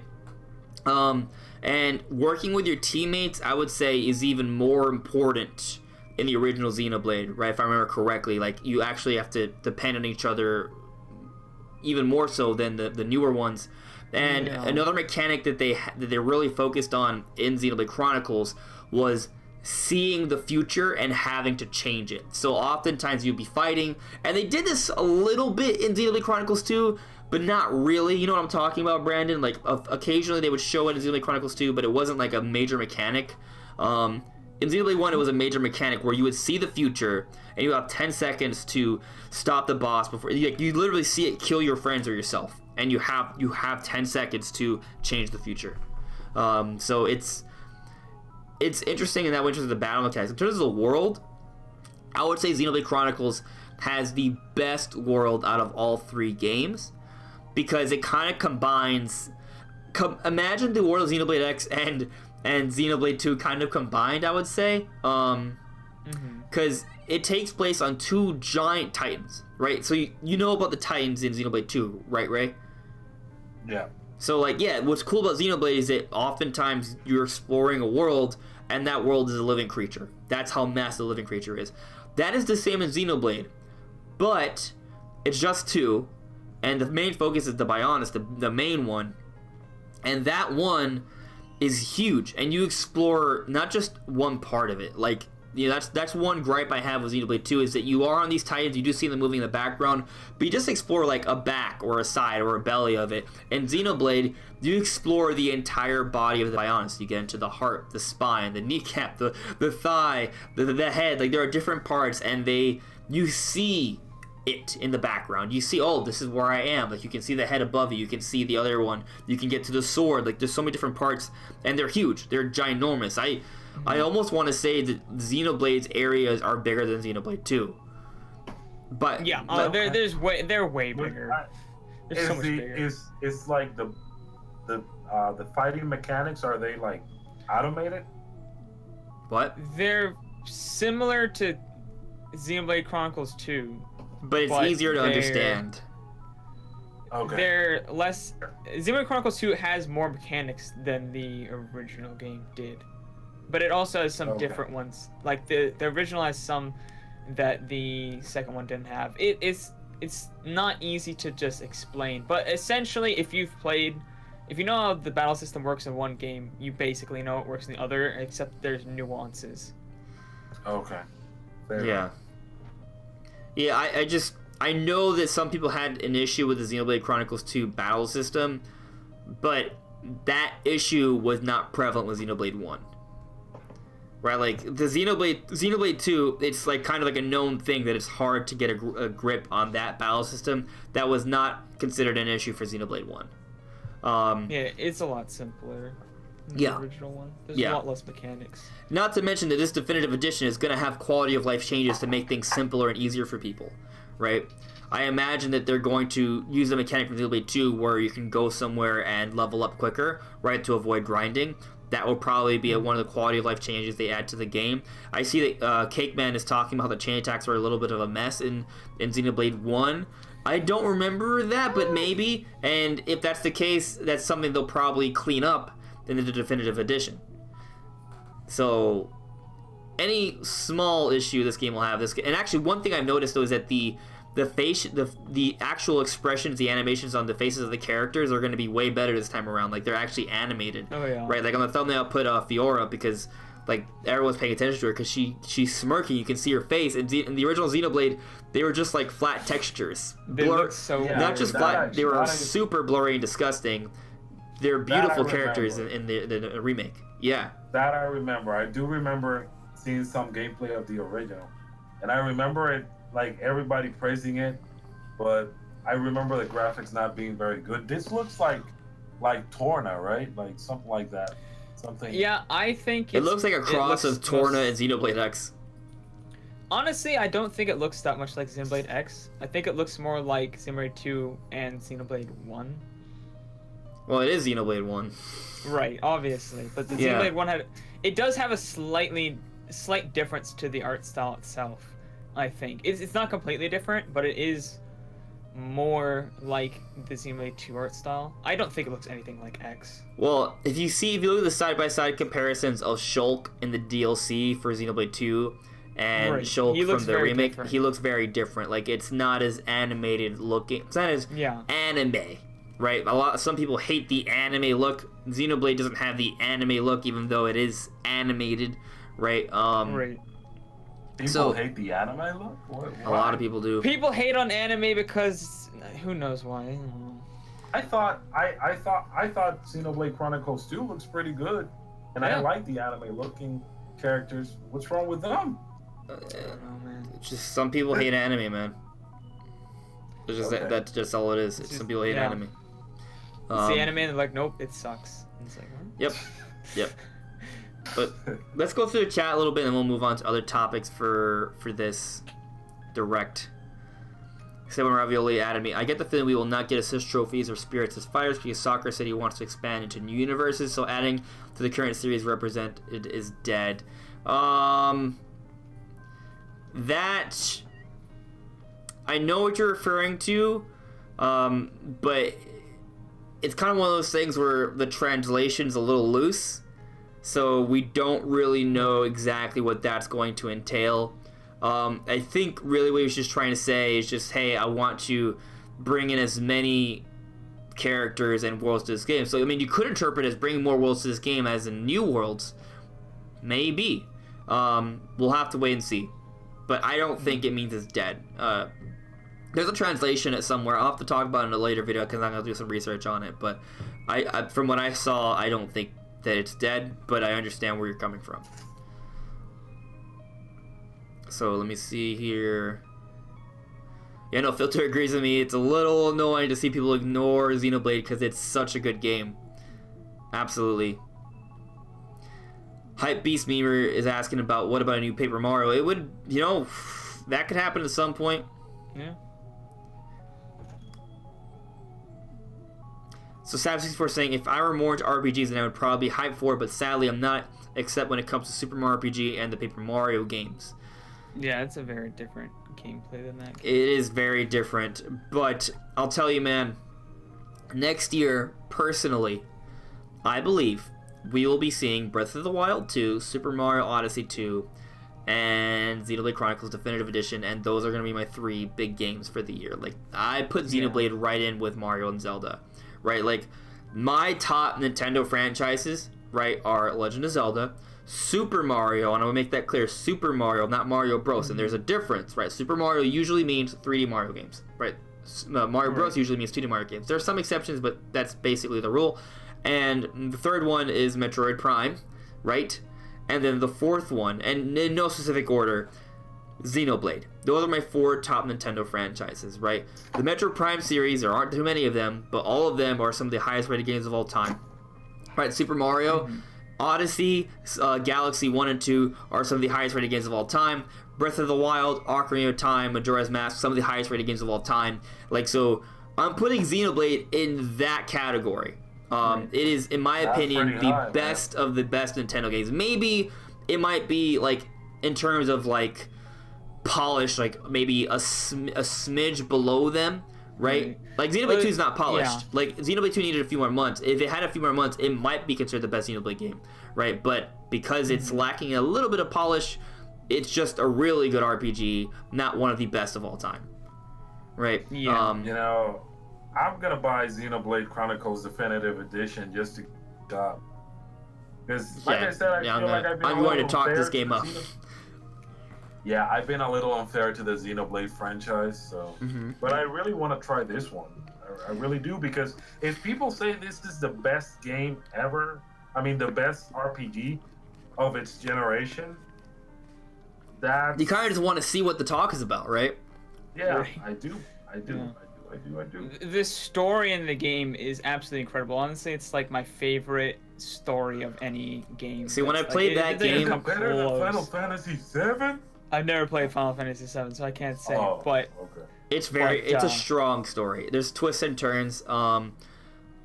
One thing that was interesting about Ridiculous, Xenoblade is that a couple things. When I played that game, I was continually shocked that this game was a Wii game. Yes, I know the textures on the face were terrible, but in terms of the scope of the game and the Right. depth and epicness that's of the the biggest story, I was continually asking myself, is this really like, in terms of the scope of the game, there were parts of the world that were like, how is this possible? How could I fall from this far down, right, and still be in the same area playing? Like, it just doesn't seem possible on a Wii. And the story, there are multiple times where I was like, okay, this game has to be over now. Nope. Okay, maybe 10, 20 hours later to the game. How about now? Nope. Like, the game goes on for a while. It's not boring. It's just kind of, I was kind of more like, oh, please don't end, but I know it's going to end soon. Except, no, it doesn't end soon. It's a long, long story. yeah, there's a lot of twists. I mean, if Xenoblade Chronicles 2 maps look tiny compared to the original, and there's more maps in the original. Like, the original's maps are ridiculously big. Like, it's insane how big those maps are, and the set pieces are insane. And even on I the would Wii, say the like, enemy graphics design is weren't much good. better too. Right, the graphics There's a lot more weren't bosses. good, but the design, like the art direction of the game and the actual environments look really good. And now that it's like actually being remade, like it's insane. Like, and I think the cutscenes are gonna be even better. Like you look at like the metal face section of the trailer, and you just see like all the like particle effects, and you see like the lights It from looks him really like shining good, on the yeah. environment. Yeah. And everything's so much darker. Like the atmosphere of the game's so much better now. Yeah, Like and, it's really gonna enhance the story. and I think. like with the cutscenes though, right? You're gonna see characters react a lot better. Like you're gonna see their expressions on their face a lot more clearly, as opposed to like, this super blurry tweet. It's like, oh no, oh, like it's gonna be Yeah. instead of it looking like watching a meme game, like. You know, like a game, Oh, like exactly. a video game with memes just plastered on. It's gonna look like a legitimate, like animated story, right? And it's a very strong story, so it's gonna be great. It really is. Yeah. Better than Final Fantasy VII? Nah, I'm joking. Yes, I've never Be played hon- it, but be I'm honest already with saying you, yes. Be honest with you, I don't think Final Fantasy VII has the best story out of the Final Fantasies. So, but I'll gladly try Xenoblade Chronicles Definitive Edition. Yeah. I really want to know what's all the talk. Like, why are people saying that? Yeah. That's one of the best RPGs ever. So I remember back in the day reading a lot of articles on some sites saying Japan has the best RPG and we're not able to experience it on the Wii. Yeah, It was Operation Xenoblade Chronicles. Rainfall. They have to bring it. It took 2 Yeah. years. And it eventually came. So I see Josh S saying, I'm not big into Xenoblade Chronicles, to be honest, because I haven't even played the games, and I think the setting of the games are too mellow for me. Boy! Oh, Mellow is not how you would describe Xenoblade. people I think be dying up in these games. if you like Constantly. RPG adventure games, you definitely need to reconsider Xenoblade. Just wait I until the think reviews. Mellow man. is like there's some pretty dark story elements. Like obviously it's a very bright, colorful game, but it gets dark. There's a lot of action. There's a lot Yeah. of fast-paced story. There's a lot going on. This game is not. There peaceful, tranquil moments. Yes, right. But like all games have peaceful, tranquil moments, right? And I would say the peaceful, tranquil moments of Xenoblade are some of the greatest, right? Like the start screen in Xenoblade is literally the best start screen Oh of my all time. God. Yes, Yeah. absolutely. Even on the I will Wii, say- that was like stunning. I will say something that I really seem to be, something that I kind of like more. Now, of course, I haven't played the original Xenoblade Chronicles, but the character Shulk, in my opinion, is a little more likable than Rex. Rex Yeah. looks like a kid. He's a way better character. than Shulk Rex. looks like a teenager that you can more reasonably imagine getting with the girls. Yeah. Plus, Yeah. he's Like Rex is voice like actor is way Rex's blades are these two very full-bodied, bodacious, beautiful adult women, and he's a boy, right? Yet, spoiler, they definitely try to make it seem like there's some sort of romance there, but it's a boy and woman versus Shulk, like his love interest or his age, right? And they're all like either early 20s or late teens, right? Like, I think he's supposed to be 18. I don't remember. Rex? I thought Rex was like 13. No, not Rex. Shulk. No, Shulk's 18. Oh, I think. Shulk. He's 18 or he's like 20. He's like young adult. He's a young adult, right? Yeah, a 'Cause I young know legal Rex- adult. Because I think Rex is like 13, isn't he? He's really, he might be like 15, but the point is he looks like a boy compared to those women that he fights with, and may or may not be in love with. And I know the cat girl. What's her name? The cat girl? Melia, and that's not Melia. Melia is from Xenoblade, is the other girl in Xenoblade 1. And Nia? Nia, yeah. She is the one that likes Rex, right? Yeah. think. More than one girl like Rex. Yeah. Really? Apparently he's 15, not 13. 'Cause I saw. Oh, okay. But 'Cause still, I saw, he's like, a this- kid. He's a kid. Because I saw like the cutscene where she's like, "I love you, Rex," and he's like, "I love you too. I love everybody." I that's was like- like, "You stupid idiot!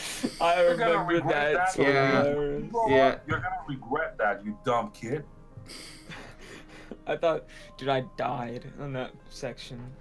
Yeah. Honestly, I got yeah, pissed Xenoblade off. Chronicles 2 is probably more funny than the original Xenoblade, but Xenoblade has some like ridiculously funny quotes from like the characters when they're like battling and stuff. It's funny, and they have like the heart to hearts where the characters like talk to each other and interact. Those Which one are we talking? We're talking about Xenoblade 1 or 2 right now. Xenoblade 1. Okay. Xenoblade 2 is probably more. Xenoblade 2 is more lighthearted, more funny. Xenoblade 2 is more original. lighthearted. Xenoblade 1 is darker. Freaking and like the world's ending. Like well, technically the humanity's world is fucking ending in doomed. Xenoblade 1, but it's just kind of like Right, but it's like, it's fine. I've been playing Like, like this. Xenoblade's like impending forever. doom. You don't know how long anybody's gonna last. Like Xenoblade 2 is like, everything's probably fine. Yeah. It's like, we're fighting, but it's like it's all good. The stakes are a lot high. The stakes feel a lot higher in Xenoblade 1. Yeah. So that's another thing. Yeah, it's gonna be an incredible game, for sure. And Josh, I also want a Kid Icarus game. Don't get me wrong, that would be amazing. I want Kid Icarus. I really want that. But you need to consider Xenoblade, my dude. You need to. Xenoblade, I've barely played the original. I've played some of it, but I didn't own it. Like my biggest experience with it is watching playthroughs of the game. So I'm like, I really want to get into that battle system because I haven't played a lot of it. Brandon, how would you compare the darkness in the original Xenoblade to the darkness in Breath of the Wild?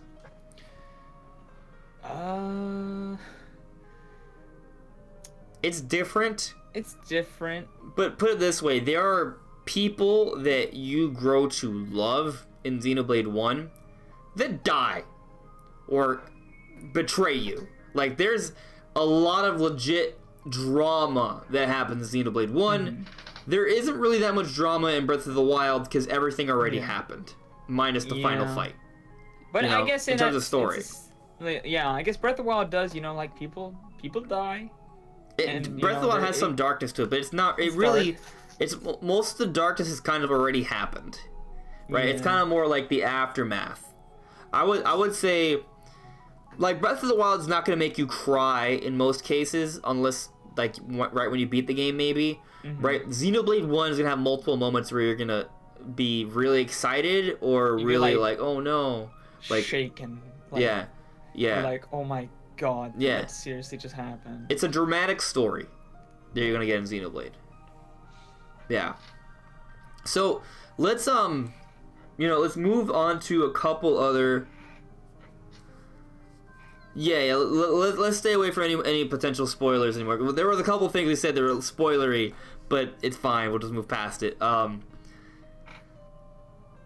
Right, yeah, Cake Man. Actual characters in Xenoblade versus flashbacks in Zelda. So it is a big difference. Although I am hopeful that Breath of the Wild is going to be a big deal. And also, I'll speak on the Mario Odyssey 2 thing, because that is a thing. I talked about it, like, leading up to the Direct. Could we see a Mario Odyssey sequel? And I want to stress that every time I talked about it, I said, look, guys, I'm probably boarding the hype train. Take this with mounds of salt. But I think we might see Super Mario Odyssey at the Direct, and that was solely because of the Sunshine tweet, but also because I'm pretty damn confident that Mario Odyssey 2 is in development. But before the Sunshine tweet, before I boarded the hype train of delusion, right, I was saying, and I believe, that we wouldn't see Mario Odyssey 2 until next year, right? And now that I'm back to reality, next year. That's what makes the most sense. It's a big game, a really big game. If it's coming out next year, they're going to reveal it later. So, it was all, I mean, I don't think it was crazy to think it was possible for this to turn into Nintendo Direct, but they saved something else, another big game for 2020. Xenoblade Chronicles Definitive Edition, right? So, you know, they one big game over another. So, yeah, we'll maybe see Mario Odyssey 2 next year. I have a video on that. Just check the channel. There's a whole bunch of reasons. Yeah, I really, if they had shown it, I really thought it was just gonna be like a tease, anyways. Like just right. like, oh, but you want to know what's funny though? thing. We mentioned it in our reactions, but because the beginning of the Xenoblade trailer shows the giant waterfall, and for a second I thought it was Cascade Falls. Yeah, and the music takes like a second to kick in because that particular track. But it like, was only a starts off real second. slow. After like less than a second, I was like, nope, it's something else, and I know what that is too. Yeah. Right? Yeah. Oh man. Oh, looks like we got a raid going on here. Oh my goodness. Clark Raid. Tarek the Demon Lord of Water and Magic. Cameron Lacey, hello what there. A name. AQ Does, SLG, Wesley Sam Advance. Cool. Glad the Clark raid is here. That is awesome. Thanks for coming on. Yeah, we are just talking about the Nintendo Direct. We were just finishing off saying how everyone should be hyped for Xenoblade Chronicles Definitive Edition. It's probably going to be the best RPG that's going to come out next year. Because it's a remake of like the best RPG ever made. So, yeah, it's going to be cool. This is like the most... Another thing we should point out, like this remake we can already tell it's like the most expensive, most overhauled remake we've ever seen from a Nintendo game. Yeah. Right? Like Nintendo, their remakes are very minimalist. This is not minimalist at all. It has a completely done over graphics engine. We know they're adding new areas. Like this remake is going to be a big deal. It's going to be a new experience, right? So even us original Xenoblade players are probably going to get maybe even some new story content. Yeah, after this, I feel like if Nintendo does another like Zelda remake or remaster and they still charge $60, I'm gonna be like, you for real right now? We just got like one of the biggest RPGs, completely full remake, new content, new areas, $60. 200 hours of gameplay. We're here charging $60 for frickin' Skyward Sword HD with new textures. That may happen. Yeah. I just hope like Nintendo steps it up. So do you guys disagree with games like Link's Awakening? No, I'm so excited for Link's Awakening. Actually, that game is a full. I would not call that a lazy remake at all. No, it has a completely redone graphics engine. There's a lot of quality of life changes, and it has a dungeon maker in the game. And they're also adding the deluxe features as well, because there was a re-release of there was a color version of Link's Awakening that came out years ago as well. So it has tons of extra content, and I never played the game before. And it's been completely redone, reanimated. I think that's a beautiful remake. I think that it's ideal. Now, there is the argument, should it be worth $60? Because it is like a remake of a Game Boy game. Yeah, still should be worth $60. I feel like spending $60. So, you know, if people are willing to buy it, it's worth it. James Clark, what is up, my bro? No, I was just gonna say that I don't have a problem, because see, people were complaining about that back then, you know, when the price was revealed. You know, that it was just a remake of a Game Boy game, so it shouldn't cost $60. I don't have it. Listen, here's the deal. I don't mind paying $60 for games that I just know that that they're gonna be worth my $60. That's my thing. So, like, a lot of people complain about that. A lot of people that a lot of ports from Wii U, they cost $60. I don't have a problem with that. If I'm gonna have the full experience, if I'm gonna have it's fine. So yeah. I don't have a problem with that. I do sometimes agree. Like the Wii U ports, I feel like they could have been like $50 or $40. I'm not like super upset about it. I'm just kind of like, I probably would have bought more if they were like 40. I mean, look, I love Donkey Kong Tropical Freeze, one of my favorite platformers. I think it's kind of a problem the game came out for $60 when it originally released 4 years prior at $50 and was available for $20 on the Wii U eShop, and it only really added an additional character that was basically an easy mode. So the game came out $10 more expensive 4 years after, right? And at the time it was available for years for $20 on the Wii U. Granted, we see a whole bunch of third-party ports where the games are cheaper on their systems as well. Sometimes the portability aspect alone, is worth it for people. And the game was at a higher resolution. They did bump it up to 1080p, so the graphics were better, right? And the funky mode could be fun for people, but I don't think it was. As someone who had Donkey Kong Country Tropical Freeze already on my Wii U, and I could play it whenever I want, spending another $60 on it wasn't worth it. But for those who had never played the game, who never had a Wii U, I do think it's worth $60, just not for someone who already had the game.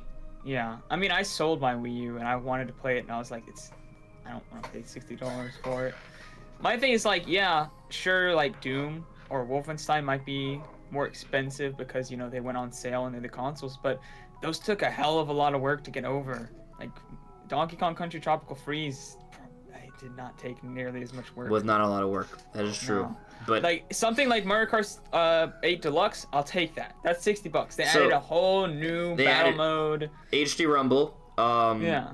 They added. They improved the game to 1080p, right? They fixed the 59 FPS thing to 60. Like there was a little minor frame rate issue with Mario Kart 8 on the Wii U. They fixed that. They obviously portable play on top of that, right? But also they added new mechanics to the racing, right? As well. They had new mechanics to racing with and it included all of the DLC, and the extra items.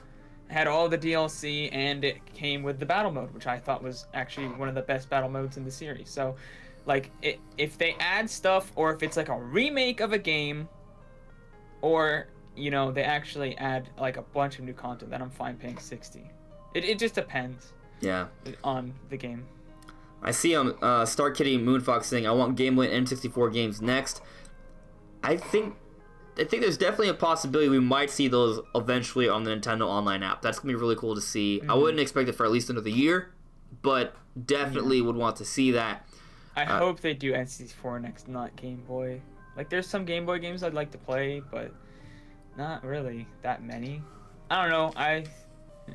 So actually, on that note, how do you guys feel about what Sakurai said during the Smash presentation when he said, if you want to play Banjo-Kazooie, you can play on an Xbox? I mean, that certainly gave Xbox some... Are we waiting to see the sales for Xbox in Japan to see if it went up from like 42 to maybe like 60? Yeah. It would be pretty interesting. Well, the fact that he said that you can play it today on your Xbox doesn't mean that we can't play it next week, for example, or next month. Right, like he did use the word today, and I think that's interesting. And I think another important thing to note is that I feel like business-wise, the amount of people that will buy an Xbox for Rare Replay is very low, right? But the amount of people that will buy Rare Replay on the Switch is very high.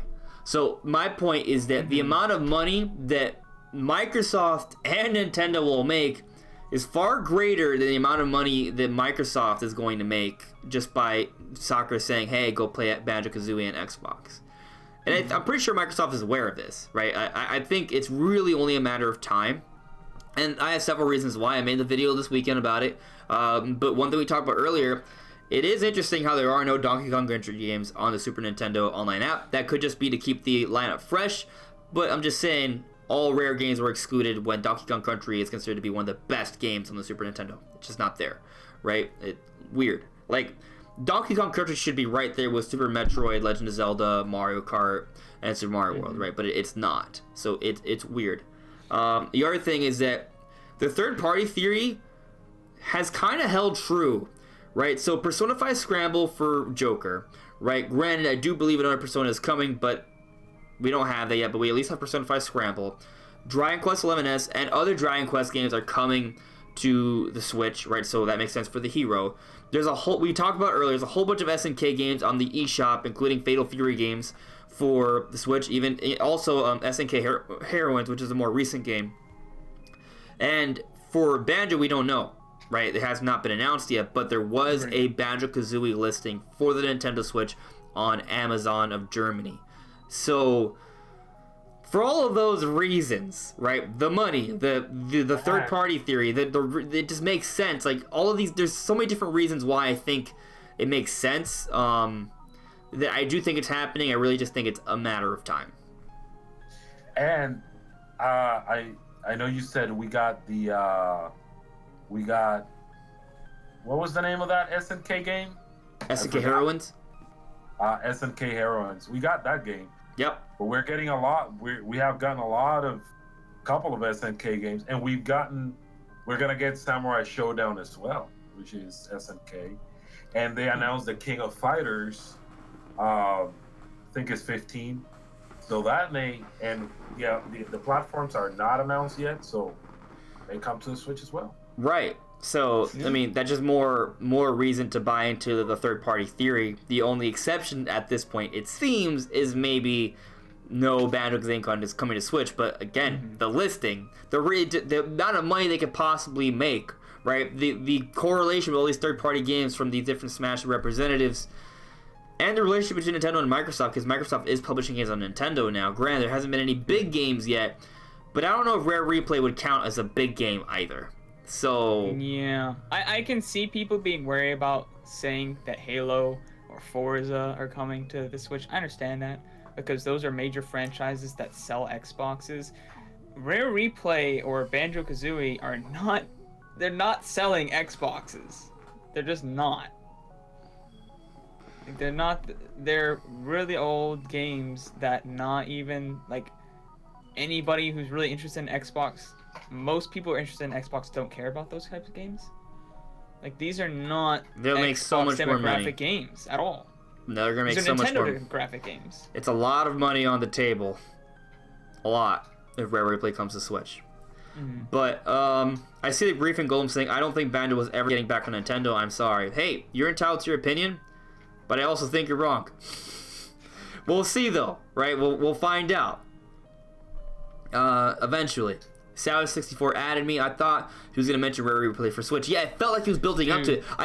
To me, it really felt like a tease. Biggest tease. I felt like it was a tease. Ever. And if he's teasing that, like, he had a smirk on his face. They were laughing in the background. Yes, you could maybe argue maybe I'm just pulling at straws with this one, but I know I'm not the only one. Brandon, you too. Like we both felt like, hey, he's building up to something. The entire time, it felt like a bait and switch. Talking about just how good Microsoft and Nintendo's relationship was, like how easy it was for them to get Banjo onto Smash, because how much Rare and Microsoft were working well with them.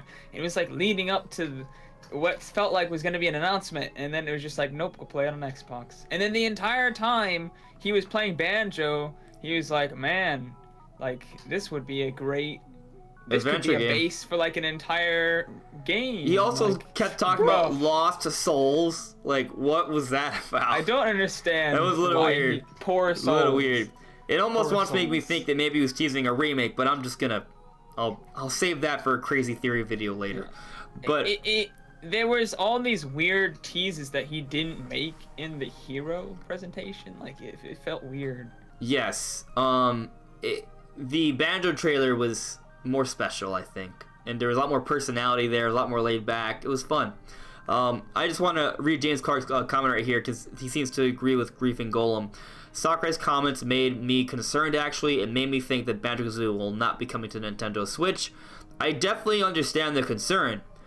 But again, the money, the Amazon listing, right? The third-party correlation, right? And I feel like there was some teasing going on, a bait and switch going on during the Smash presentation. I'll leave that to you guys to agree or disagree on.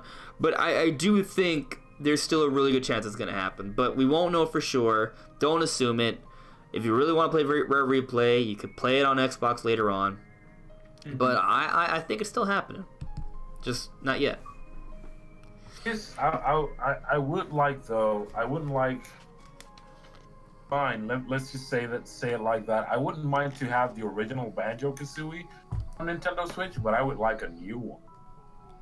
You know, that's what I will save it. Wanted to say this for video, and it's just a theory. It's not game theory. It's not even it's not a theory that I want to be like that I want to say, hey, for sure this is happening. But I think there's a possibility that a Banjo-Kazooie remake could be in the works, like in the same vein as a Spyro. In fact, I didn't plan on talking about it during the podcast, but I'm not gonna hide anything from you guys. If something's on my mind, I'm just gonna say it, right? I'm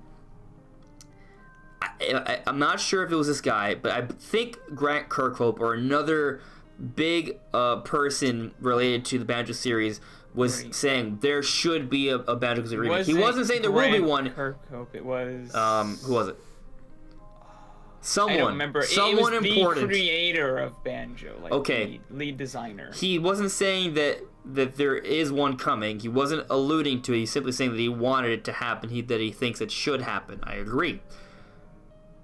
But when you look at the Smash presentation, like they have these different camera panning moments showing the environment, and Sakurai's like talking about, man, this would be a really good adventure game. Like this is what a well-realized world. Like, I'm paraphrasing here, but if go back and watch the Smash presentation, I felt kept talking about all the little details. Like this could be a great base for a new adventure game. Like, yes, exactly. Put it now.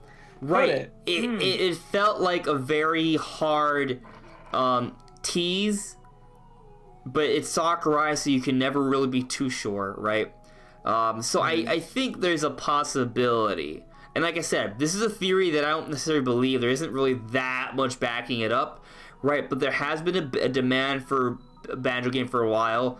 Technically, it was said at the end of Nuts and Bolts there would be Banjo 3? Or, I'm not sure if it was, or was it at the end of Banjo 2E? There was a Banjo game that said that eventually there will be a Banjo 3E, right? Granted, plans can change, right? But I'm just saying, like, there's reason for it to make a new Banjo game to eventually happen, or a Banjo remake. Will it, though? I don't know. We're gonna have to wait and see what Nintendo and Microsoft and Rare have in store. So, I would love if it happens. That'll be really really ideal. Yeah, I could see it being a Nintendo, like completely Nintendo funded project. Like Nintendo is like, or Microsoft's like, I don't know about bringing. I see it as a collaborative effort. effort. Nintendo's like, okay, what if we remake Banjo instead? Like, okay, maybe. And Microsoft just gets royalties. Yeah. The thing about that is that you don't, since the game was already made, there's already a blueprint. Like you don't need a new developer to make a great new game. You just need to modernize an old one that's already great. So maybe, it would be lovely to see that. It really would be. But actually, I want to read this comment. Alexander JRPG, Rare Replay port with N64 intros for Banjo-Kazooie and Conquer would be awesome if it happened. Yes, absolutely. I mean, we talked about it earlier. I would like to see, or if a Rare Replay came to Switch, Star Fox Adventure, Diddy Kong Racing, Donkey Kong 64, maybe GoldenEye, but there's a rights issue with that one, and the unreleased Donkey Kong Racing that never came out because of the transition. Those games, along with the other N64 games, maybe the Donkey Kong Country games from Super Nintendo. There's Killer Instinct as well, and Blast Core, the Battletoad, Jet Force Gemini, all those games that are already on Rare Replay would be there. And if some of the 360 games could come as well, right, like Cameo, for example, and Viva Pinata, I think it'd be a really, really good package. But we talked about that earlier, so I don't have to beat it over the dead horse. I really want all these games in Rare Replay, Nintendo and Microsoft. Make it happen. Actually, yeah, make it happen. If anyone's listening, please. I'd appreciate Do that. it. Just for me. Yeah. Grief and Golem saying the Donkey Kong racing game was never finished, though. But how close to completion was it? I'll have to look into that. I heard that it simply did not come out because Rare moved over to Microsoft. I think it's possible. Now, I'm saying possible. I'm not saying it's likely. I'm just saying it's possible that it could be a Star Fox 2 situation. That'd be amazing. Yeah. Alexanderson GRG saying maybe Nintendo could publish Banjo 3 for Microsoft and split the profits 50-50, yet there would be a better chance of hell freezing over. Yes, but I want to say that there is this thing called Dante's Inferno, and that hell is already frozen over. So, we'll see. We'll see what happens, guys. So, is there anything else we want to touch on? There's a lot, actually, still to talk about. One, for example, is Sans. Oh, God. The meme is a reality, and a good one. They added Megalovania. The music is great. I love the remix of Megalovania and Smash Brothers. I haven't actually used Sans as a character yet, but he's a Mii costume. But what's interesting about this Mii costume is that it doesn't look like any of the other Mii costumes. It looks like the actual character, right? It's not just like a bobblehead on a Mii costume on Mii's face. It's like this whole mask is Sans' head, and the costume is his body. It looks just like him. I think it's really, really interesting, and it's almost like the moveset isn't like you can kind of make a decent moveset for what a dedicated Sans character would have with the Mii Gunner moveset. So I love it. I think it looks pretty cool. I was really surprised when I saw him. It's like you said, he is a Mii costume, but at the same time it's just a character basically. So I guess that's the only Mii character that I'm gonna be using, because I don't use Mii's on Super Smash Bros. Yeah, I don't, but apparently they're really good though. Like they're strong characters. Yeah. But I feel like I'm gonna be using Sans just because it looks like a character. When I pick a character, I want the lore behind that character is the big reason why I often pick that character, right? So Mii costume characters just don't really. I'm like, Yeah, I'm never. I literally, they're not on my title. They're not on my character select screen because I haven't made any of them. I haven't bothered to use them even one time. Okay, I see this coming from Cake Man that I need to address. He's saying, I'm worried Gino will end up the same with just a better Mii costume and a song.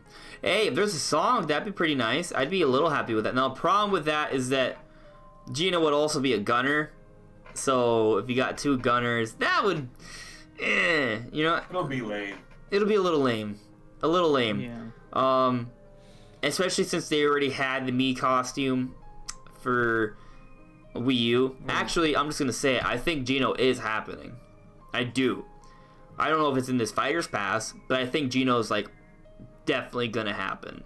It was weird that he didn't get a Mii costume when Hero was released. No, yeah, it didn't happen. No Mii costume, and that was Mii costume happened. It was the most popular Mii costume on Smash for Wii U, right? It just didn't happen. They didn't bring it over. They brought other old Mii costumes, but not that one, which is weird. And if you look at the Fighter's Pass, it isn't characters that are super popular necessarily. It's more about paying homage to the history of video games and creating the ultimate Smash, right? Right. We got the long-time fan-requested characters. We got the Ridley, we got the King K. Rool, we got the Banjo and Kazooie. There's like one more, maybe two more if you count Shantae. Gino and Shantae, I think I've been high up in the polls as well. So those will be third-party characters, kinda, right? Which is why they make more sense for a Fighters Pass inclusion, just like Banjo and Kazooie, or as opposed to base game. But I could see them happening in the future as in terms of more Nintendo-centric DLC characters. They're not Nintendo characters, technically speaking, but they are more Nintendo-centric. You guys know what I mean? Yeah. So I can see them happening. I can see it happening, and you know, I do think it's weird. The whole Piranha Plant thing seems to be the Piranha Plant from Super Mario RPG as opposed to just normal Piranha Plant, because that pot is only shown in the is only from Super Mario RPG, and on top of that, his end game classic screen is a nod towards the commercial for Super Mario RPG as well. And people have been bringing up that Nintendo has been copyrighting a lot of Super Mario RPG music lately. Could just be nothing, but I think it's worth noting. Let's hope. Fingers crossed. Back to the Sans Mii costume. Oh, thing, one more though. thing. Sorry. One more thing. Okay. You know, I brought up there's no Donkey Kong games in the Super Nintendo Online app. You want what else is mysteriously missing? Super Mario RPG. I'll only point another thing out that's also mysteriously missing. Earthbound. Mhm. Not there. There's a lot of weird games. I'm Yeah. actually making a video coming out tomorrow about just like 5 games that I'm like, what? Why are these in here? Mm-hmm. These need to be in the online service. Yeah. But yeah, back to Sans. I thought he's cool. I just don't understand why. Like, I love Undertale and I love Sans, but I don't understand why he's in. I really don't. He's a Mii costume. I just don't understand. Like we didn't get any rare Mii costumes. Not one. No. Not one. No. It doesn't make Not any one. sense. Like Maybe- why did we get Sans? Why didn't we get like Steve? Like that would Okay, make sense. well, I think one thing to note is that that would require that Nintendo has the rights to those for Smash Brothers, right? Like there would be more royalties involved with that, right? So maybe that's why, just because money. Maybe. But I feel like it couldn't have been that hard to get the rights for them. I don't know. According to Sakurai, Rare and Microsoft were like, yeah, let's go, let's do this, For Banjo. we're all on board. For Banjo and Kazooie. Yeah, but like, why not other characters? I don't know, man. Maybe there'll be a Mii costume pack when Rare Replay comes, or a Spirit event. Maybe. Right. And actually, it'd just be weird if we just got spirits. did we get anyone in the chat, or you guys know, did we get any new spirits with the fighter pack minus, I guess, Banjo and Kazooie themselves? Like, because a part of the initial data mine, we saw they weren't actually in the game, but there was a list of potential spirits, and 2 were they had a list of games that could have spirits in Smash Brothers. I should say there weren't actually any spirits, but they were for Jet Force Gemini and Blast Corps. Mm-hmm. Those are rare games, which is one of the big reasons why I thought Banjo was happening for a long time, because there was already evidence that Nintendo was working with Rare from an early data mine for Smash Ultimate. So, but there's no spirits of those, from what I've heard at least. Maybe they are, I just haven't seen them. Yeah, so I think it's weird that, you know, the data mine suggested there were going to be other spirits from Rare. They haven't appeared yet with the Banjo and Kazooie pack. Maybe they were just cut. Maybe they thought about it, but they just ultimately decided not to do it. Or there's going to be a Spirit event when they launch Rare Replay. I wouldn't be surprised if they had a Rare Spirit event. Yeah. I just find it weird that there's no Mii costumes at all. Not even one. Here's another possibility. So, Vergaben, right? You guys know Vergaben, that Smash They got a lot of things right before the DLC, not as much right afterwards. But he did say Terry, like a day or two before it happened. So, that's a point for him there. He had been saying for a long time that there would be some sort of Minecraft content in Super Smash Bros. Ultimate that has not materialized. We thought for sure we would see that with Banjo-Kazooie. It has not happened. So one of 2 possibilities. He was wrong, right? For maybe they changed plans or something, or like just wrong, right? Or like maybe it was leak baited or something like that. Or plans changed. Maybe they decided to cut it. Or maybe, instead of it being a costume, maybe Minecraft Steve or some other Microsoft character is going to be in Super Smash Bros. After the Fighters Pass. right? Maybe they saw the popularity and they're like, oh, this would be a great character to add. So instead of just adding a Mii costume, let's. Oh God. Let's Don't say that. Let's not. It might not be Minecraft Steve, dude. It could be something else. It could be another character. It could be Master Chief, bro. It's gonna be Master. Dude, if it was Master Chief, I would cry. That'd be nuts. I would nuts. have a heart attack. Right, like what if they're saving that for next year as a big reveal? Like, oh, God. yeah. Imagine my perfect world for the next characters, like Rex and Pyra, Master Chief, Doom Guy, like I'd die. Well, hopefully it doesn't happen because I want you alive. I'd die and then my ghost would just play Smash Brothers for eternity. Yeah.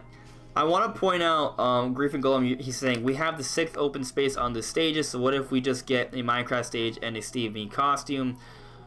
I don't think that'll happen, actually, because when you go to... That spot is filled up for, I think, random or something on when you go to the stage editor, I think. That extra spot is filled up somewhere in one of the modes. I forget where. So I don't think that spot is meant for a stage. Yeah, I mean, if they really want to add more stages, they could literally just put another row. Change it. Right. So that's probably what it is. If they even do more stages, they may not add any more stages. It might just be characters moving forward. Right. Yeah. I don't think it's gonna be another fighter's pass. I think it's just gonna be more. It might mean some of them might even be echoes. But can you imagine a reveal trailer, and you see the halo in the sky, and it's like, oh, you would die on camera, Brandon. You would be dead. You would be so dead, God. man. I would. Oh, that'd be. I need to bring something up. We have not brought it up yet. So the podcast before the direct. So I don't remember who it was. But someone asked us what would be our ultimate wish for a game our dream game, and you said a remake of Xenoblade Chronicles. My very first answer was a remake of Xenoblade Chronicles, and I was like, "This is never gonna happen. This is not happening." But what if? And then it fucking happened, and I died. I see James Clark is heading out for the night. Take care, man. Thanks for coming by. I appreciate the raid. I'll talk to you later, right? I think that's funny. So I described the trailer, right, for Master Chief, and then Grief and Golem says, and then Steve just falls down in Master Chief armor. That's cursed. I would. Oof. It would be kind of cursed, but what if there was like a fake out, like it was actually an announcement of Master Chief Mii costume, and like, because they have like the Master Chief Mii costume, not Mii costume, they had the Master Chief like Minecraft skin. So what if they were like, oh, here's a couple different Minecraft skins, right? And that's one of them, but then they're like, oh wait, just kidding, here's Master Chief. Like that'd be pretty nuts. I don't see that happening because Master Chief is just... I don't think Master Chief's gonna get in. That's over the moon Doom Guy crazy. would get in, and then they would be too similar. Yeah, it would be a little much. So where were we? No, for some reason we were talking about Master Chief happening in Smash, and that's just no. We were talking about Sans Mii costume. Yeah, bring it back. I'm excited for it. If anything, just for the music. That's another song in Smash Brothers. I'll probably end up buying it. It's only 75 cents. 75 cents. You can probably get it with your gold points. Yeah. Did you buy it retail or digital for Astral Chain? Retail. So that's 60 cents right there. $17 off. That's 60 cents with your gold points right there. Yeah, you know how to do that, right? You just. I have a few dollars, yeah, in gold points. Mhm. That's what I did. I just bought it with gold points. I have a couple dollars in gold points on my Switch account. So what are we gonna? I don't think there's gonna be any more crazy Mii costumes like that, though. I think it's gonna be characters. I think you brought up Echoes. I think some Echoes will definitely happen. I think two that come to mind are Impa and Dixie Kong. Shadow was heavily requested. Oh yeah, Shadow. Heavily requested. Shadow's I don't care about Shadow or Dixie Kong. And the but, thing, I think for Impa, like, they wouldn't just be basic echoes, like for example, Richter and Simon Belmont are like the same, not like that. I think it'd be more like a Crom situation where they change around the moves a little bit and kind of reusing it from another character. So like for Impa, what they could do is that when you do the dash, they kind of extend the range of the dash because she actually has a short blade that she uses, right? Which could kind of make it feel a little bit more like Impa. So maybe what they do for Impa is like maybe they make her a little slower than Sheik, but they give her a little bit more reach. Something like that would be interesting, right? And they show off that reach by having a blade on her hand when she does her dash attacks. And maybe for Dixie Kong, what they could do is her up B. Maybe they use the up B for King K. Rool, how it's like a propeller, but obviously instead of it using a backpack, it's her hair instead, right? And then they change the peanut gun from Diddy Kong to a bubble gun instead. And then for Shadow, just change the neutral B to a gun attack. There you go. That's it. 3 echoes right there. And maybe make Shadow hit a little harder, right, but a little slower. I think that would work. It could happen. Yeah. They're all, well, at least Dixie Kong and Shadow were ridiculously heavily requested. Yeah. I think Dixie Kong was gonna make it in one of the. I think, if I'm not mistaken, I think she Was a cut character? Yeah, she was a cut character. I believe it was either on Melee or Brawl. I don't remember which. I think it was Brawl. She was a cut character. I think one of the reasons why I didn't picture her being an Echo Fighter of Diddy at first is because I had never seen her with a gun, but then you guys like showed me that in Tropical Freak she does in fact has one. Yeah. Yeah, you're right.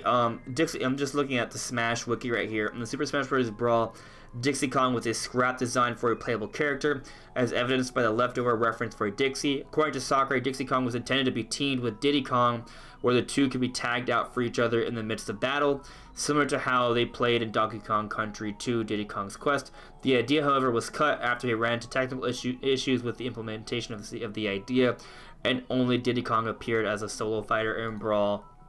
Man, that would have been really cool. That would have been a great idea, though. It would have been really freaking cool. Yeah. She should be. I think she deserves to be an echo of Diddy Kong. Like a good echo, or an echo, not an echo, you know, like I said. She could at least be an echo with some minor changes. I just wouldn't like her to be, if she's going to be an echo, I wouldn't like her to be like a Fighter Pass. Oh. Right. I get what you're saying. I mean, maybe it could be a free character download, or maybe it's a combo pack, right? Like, what if like it was just an Echo pack, or maybe what if the next fighter pack you buy as a whole and it's just a combination of characters, and the Echo's actually just like $1 or $2. Like it's kind of like buying a Mii I think they wouldn't be the same pricing. Like maybe like Dixie Kong could be just like $2 separately. Right, but she'll also be part of a second fighters pack that you just buy for a large sum. You know, instead of her making it, like I don't think she should be like $6 if she's an Echo. No. Yeah. Especially if there's no stage or music. Wouldn't have a stage, yeah. Because there's plenty of Donkey Kong music already, actually. Yeah. I don't know. I would feel like a lot of people were, for some reason, feeling about Terry and Ken. Some of them were saying like they would be like Echo fighters of each other. So I was like, you know. No. It's that same feeling. They didn't want. Some people I know didn't want Terry for that same reason because they thought he was just gonna be an Echo fighter as DLC. I wouldn't want to feel like that with Dixie. I would like her just to be revealed. I don't know, as a surprise maybe or something. Right. I mean, they could have another free one. Piranha Plant was. Piranha Plant, but with 2 heads. Oh god. Or Monty Mole. Oh yeah. From Super Mario World? Yeah. Monty Mole. Or he got really popular in Super Mario Party. People loved him in that game. That'd be nuts. So Monty Mole before Waluigi, people will be crying. Well, there'll be a whole bunch of Waluigi, am I a joke to you memes. It'd be hilarious. I kind of want it to happen just for that. So, but I mean, are we ready to go beyond Smash? Is there anything else we want to talk? We talked about Xenoblade, we talked about Smash, we talked about Animal Crossing. I mean, we saw more for Luigi's Mansion. It still looks amazing. I still want it. Yeah. I actually think that online mode looks really fun. Yeah. Playing, like, you're doing, like, different, like, it's like a mini game, online mini game. That's what it is. It's online mini games. That's awesome. It looked cool. Yeah. So I'm pretty excited for that. Is that the only minigame we're gonna get? Didn't they show another one on? They had the skyscraper that was brought from the 3DS game. Yeah, there's that But too. it's more fleshed out. So that one's more like a co-op one, though. It's like online co-op where you go through the rooms. And multiple other modes. It seems like this game is going to be the biggest. The single player alone is going to be the biggest one yet. The co-op mode in Luigi's Mansion is already good with Goigi. Like, this is... Luigi's Mansion 3 is chalking up to be huge, I think. Yeah, it's going to be great. Yeah. This year's ridiculous. It's really good. Really ridiculous. How did you guys feel about the Pokemon information? It's okay. This is what I It wasn't expected. that much. You're just a hater, Brandon. What do you know? It wasn't that much info, but it was nice. Yeah, it wasn't anything major, but it was like a little bit more stuff. I thought it was really cool because they showed the customization, and to me it looked like the customization was more extensive than any previous Pokemon game. So that's really cool to me. Another thing that people notice is that in some of the gameplay they saw an autosave feature. Like, you know how in a lot of games that you see like a saving thing in the corner of the screen? They saw that in some of the gameplay. So Pokemon Sword and Shield is going to have autosaving. That's never been a thing in mainline Pokemon games. So that's actually like a huge deal for longtime Pokemon fans. That's going to have autosaving, not just pressing start and having to save. Really big deal.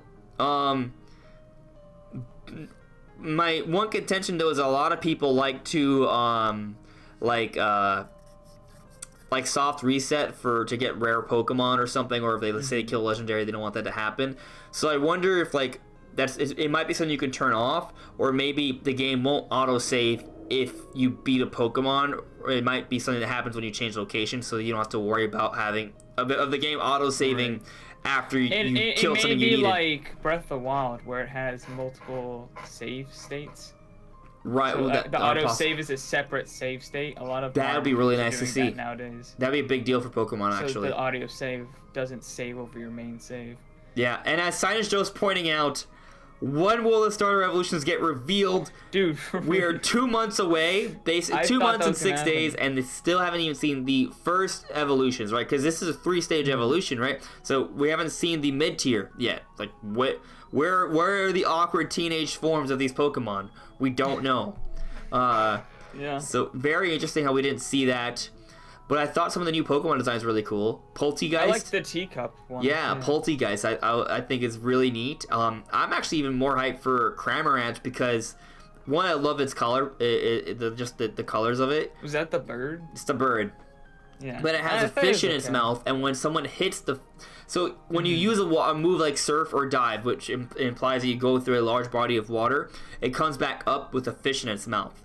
And if someone hits you, it doesn't count as another attack. It's like a secondary attack. If someone hits you, counter. It spits it spits the fish at someone else. So I think that's really cool. It's like a unique ability.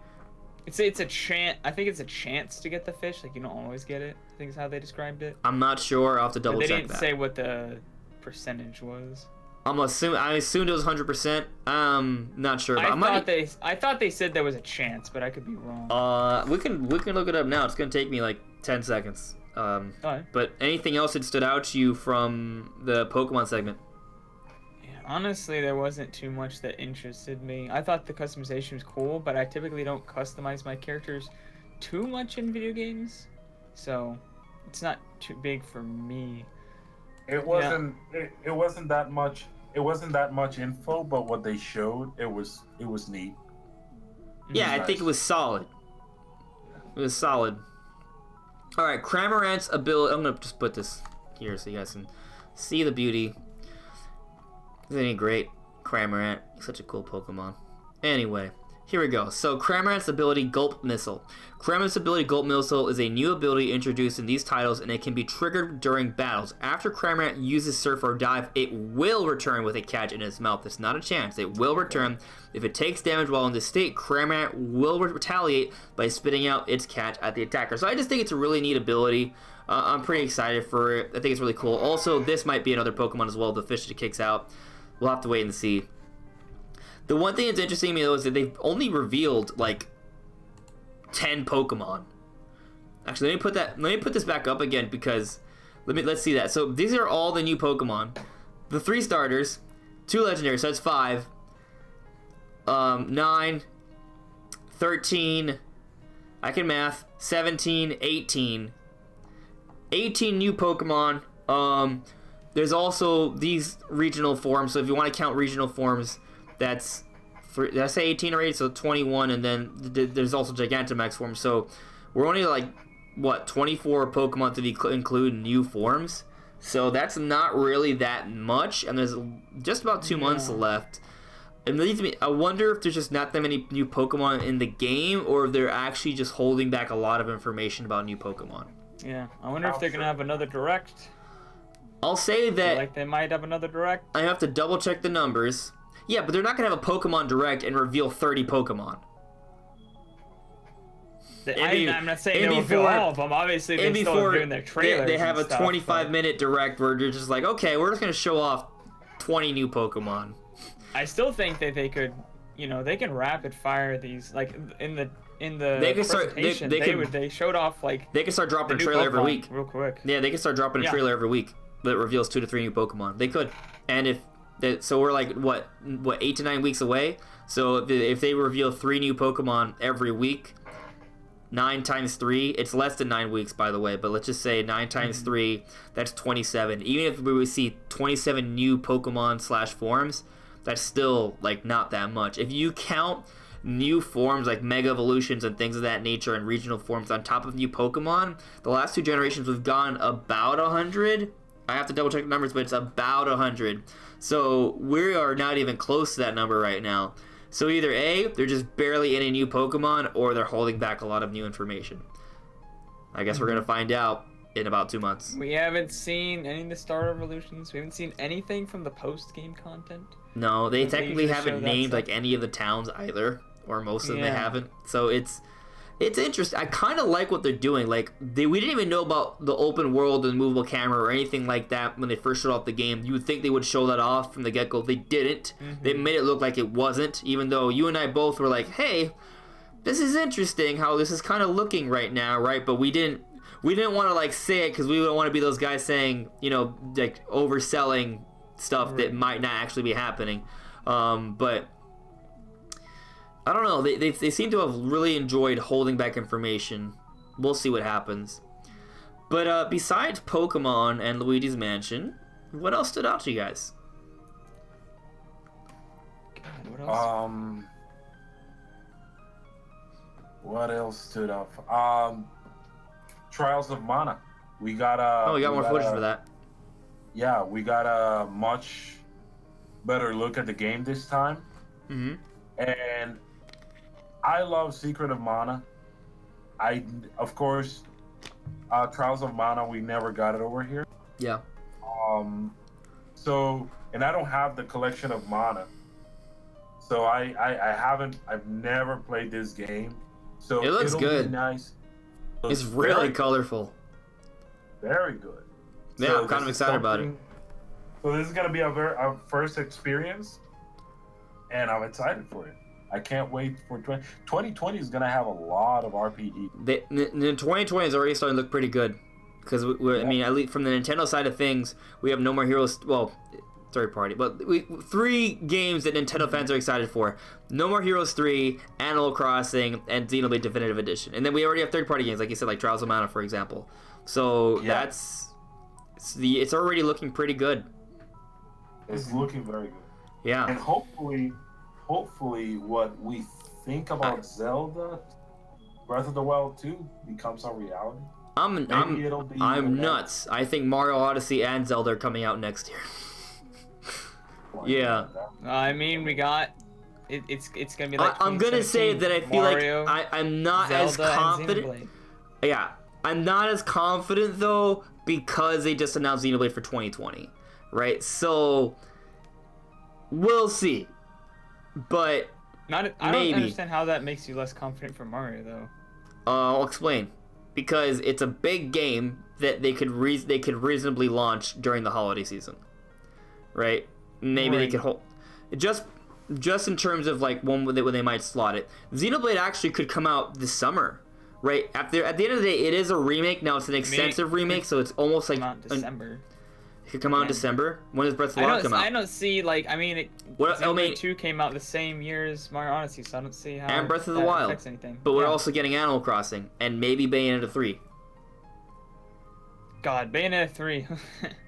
They don't want to show I'm not saying no. I'm not saying I no longer think we're going to see Mario Odyssey next year. I'm just simply saying that that's another big game in there. You know, like there can only be so many big games.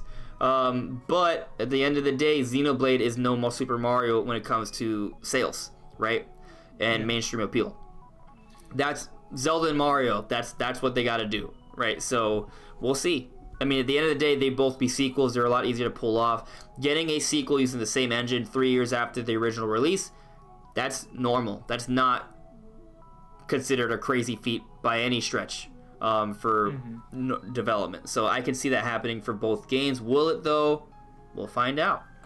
Yeah, and I don't really think Animal Crossing also really does anything just because that game was supposed to come out this year. It got delayed. It's not really a game that was supposed to be in the lineup, and it's super early in the year.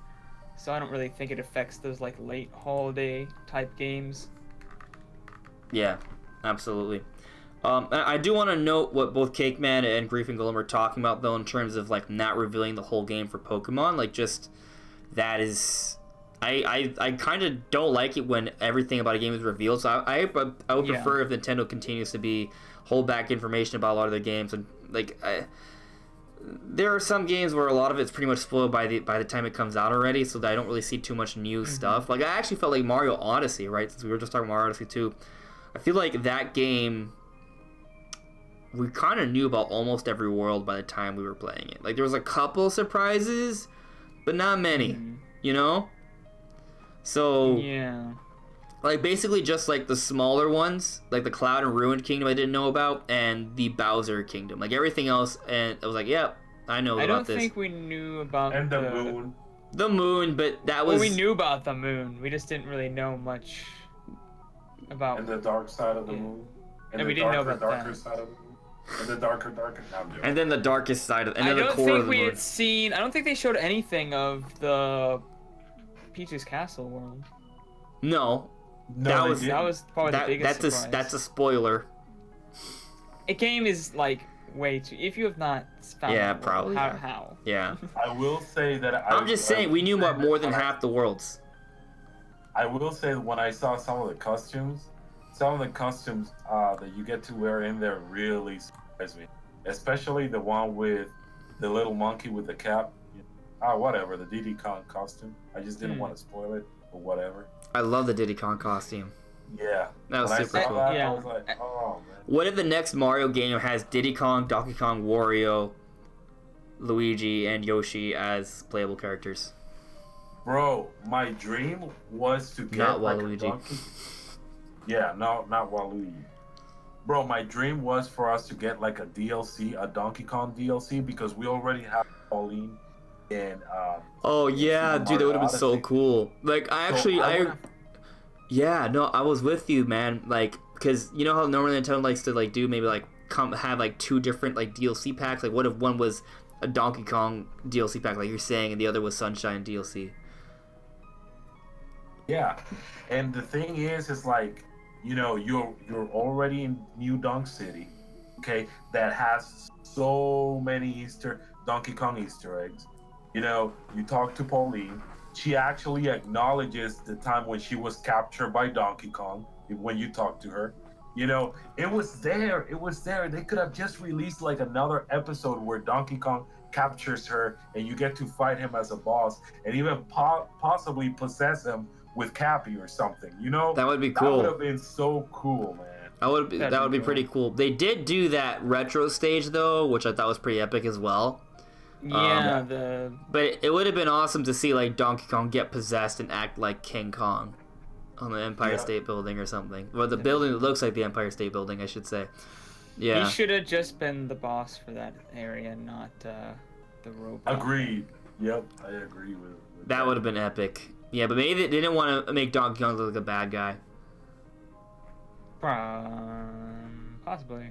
Donkey Kong's not a bad guy. His True. dad He's an was. anti-hero in the Mario universe, I guess. Well, the thing is, there's Cranky Kong, which I believe was the actual Donkey Kong where he was a nemesis for Mario, right? Not actually the Donkey Kong we know now. Yeah. But if you do count the Mario versus Donkey Kong, he is. I don't play those games, Yeah. but maybe.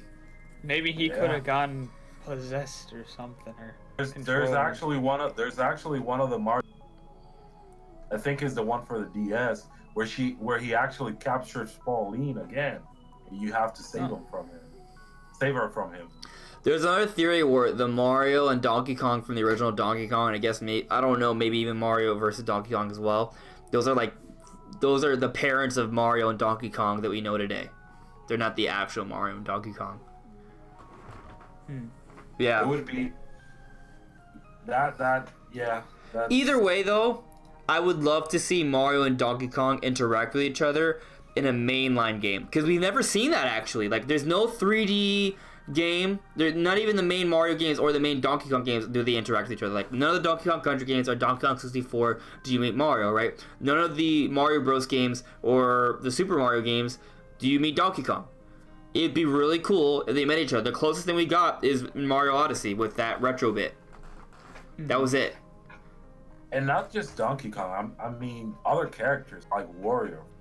Yeah, maybe. You know what? I actually would be okay with seeing Waluigi if it was like a mix of characters like that. What I want the next Mario game to do is really dive into the world of Mario, right? Like in the beginning of Mario Galaxy, you run through that Mushroom Town, the Toad Town.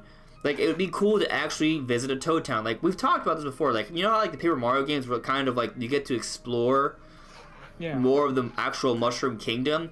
It would be cool to see more of the Mushroom Kingdom. Brandon, we talked about this in the other podcast. Like, in Mario Odyssey, there are 2 names for every kingdom, right? Like, you have, it's like, for example, Cascade Kingdom, and then, what is it, like, Fossil Falls? Right? Or, like, Metro Kingdom, New Donk City. What if, like, it was Metro Kingdom, New Donk City, and, like, I don't know, like, Pittsburgh? You get my point, right? Another somewhere else. Or maybe, like, oh, San Fran, Waluigi'sco. Like, you know what I mean? Like, something like that. Like, Metro Kingdom, San Fran, Waluigi'sco. Okay, it's a terrible name, but you get yeah. Like, I want to see them really take advantage of that. I want to go to these different provinces and see more of the different towns within them. Or these kingdoms, I should say.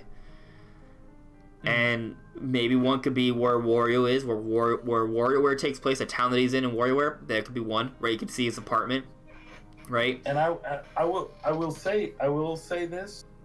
That's why I really enjoy like the Mario RPGs, like the Mario and Luigi games, because it's like you dive into the world of Mario, and even though you still don't see like Wario and Waluigi or anybody like that, you just get to see so many new and different characters from the usual, like Bowser, Peach, and Mario. You know, you get to see more different characters, man. And I wish 3D Marios could do that, but with actual Mario characters, like you saying with Waluigi and Wario and Donkey Kong and all that. I really would like to see that. I think it would be epic. It really would be. And actually, I see that Savage64 pointed a couple of things. One, he's asking us, would you prefer a new WarioWare or a new Wario Land game for Switch? Honestly, WarioWare game, but the idea we're talking about seeing Wario with Mario would be really nice. And I then just want a Wario Land. Oh, so you would prefer a Wario Land? I would prefer a Wario Land, man. I haven't played those either, games so were I don't know. those games were awesome. Yeah, both would be cool. Maybe we could eventually get both. There's no reason to not get both, right? Like Wario Land, there's been a couple Wario Land games, and there's been many WarioWare games, so I don't see why we can't eventually get continuations for both series. I'd love it. But if I had to pick, I would pick WarioWare. But Samus asked another question. What about the Donkey Kong DLC for Mario and Rabbids? Didn't Mario and Donkey Kong interact during that? I didn't get Mario and Rabbids. It's on my to-do list, but that's a good point. It is technically a spin-off, though. It's still not a mainline Donkey Kong or Mario game. Mm-hmm. But still, I'm glad you pointed that out, because they do interact in that, so I kind of want to play it just for that now. Do they interact, or? I haven't played it, but I mean they're in the same game together.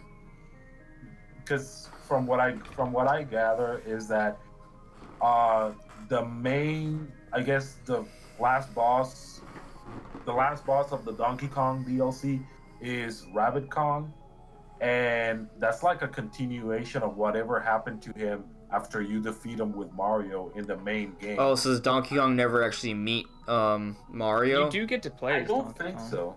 I don't think so. I don't know. I haven't played the series. Everything takes place in Donkey Kong DK's. But does he need a but party? I think Mario is also there. Okay. Does he need party? Yeah, but I don't know if Brandon maybe what I seen, you get to use Frankie Rabbit and Peach Rabbit, Mm-hmm. Donkey Kong, and I don't think I saw anybody else. Unless Mario's introduced later on. I'm not sure. I don't know either. I'm like looking at previews to see if there's like gameplay with Mario in it as well. I mean, you can also switch between characters, so even if it doesn't show Mario, doesn't mean that he's not an option. He might just not be in the party at that moment. Yeah, I'm not sure, but either way, mainline game, there hasn't been any sort of crossover between either. So it'd be really nice to see that because they are technically part of the same universe. So, yeah, why not? There has been a theory that Zelda and Mario are in the same universe as well, just very far apart. Maybe. So, we're pretty much nearing the end of the discussion, I think, because it's basically midnight, and I now get up and go to sleep at normal times. So, I'm dying. Yeah, I got up at 6 a.m. Got 4 hours of sleep. Oof, yeah, so we probably should go to sleep soon. We'll answer a couple more questions in the chat. We'll leave a couple minutes for that. But besides, is there anything else from the Direct that you guys want to talk about? I mean, I saw Witcher 3 and I just thought it looked really blurry. It did. It looked really blurry. It just did. I think the only thing about the Direct that I want to say is I'm surprised there weren't more big third-party game announcements. Doom 64, bud. What's wrong with you? Yeah, but I mean, like, AAA titles. AAA stuff. Well, there's already...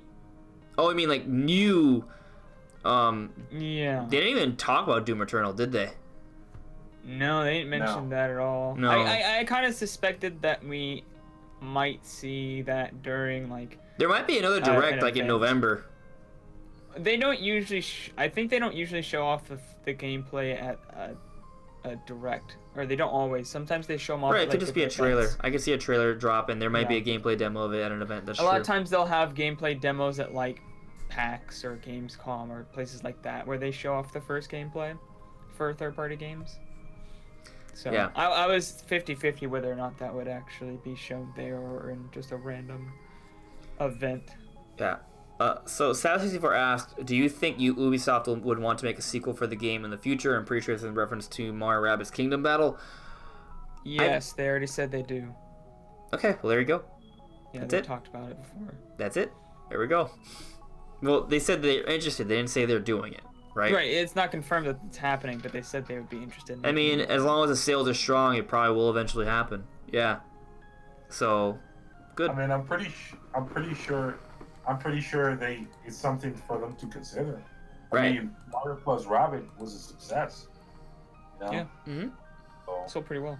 another thing from the direct that I got excited about, but at the same time we knew about it, was Overwatch. We I'm haven't excited talked. for We it. haven't covered Overwatch Yeah. at all. Oh Yeah, my God. we knew it was So- coming basically, but it's a big deal. And how much does it cost? I think it's 40, 40. and Yep. it comes with the DLC. Yep. Yeah, it's the ultimate edition. So we thought it was gonna be whatever. 60, and it's actually 40. Yeah, so that's pretty good. It's 60 on the other platforms. It's which is- almost something I would consider getting. Yeah. Yeah, It's the same price as the PC version, which I was happy about. right. Because if you go to the we were talking about this. When was the last podcast? I think.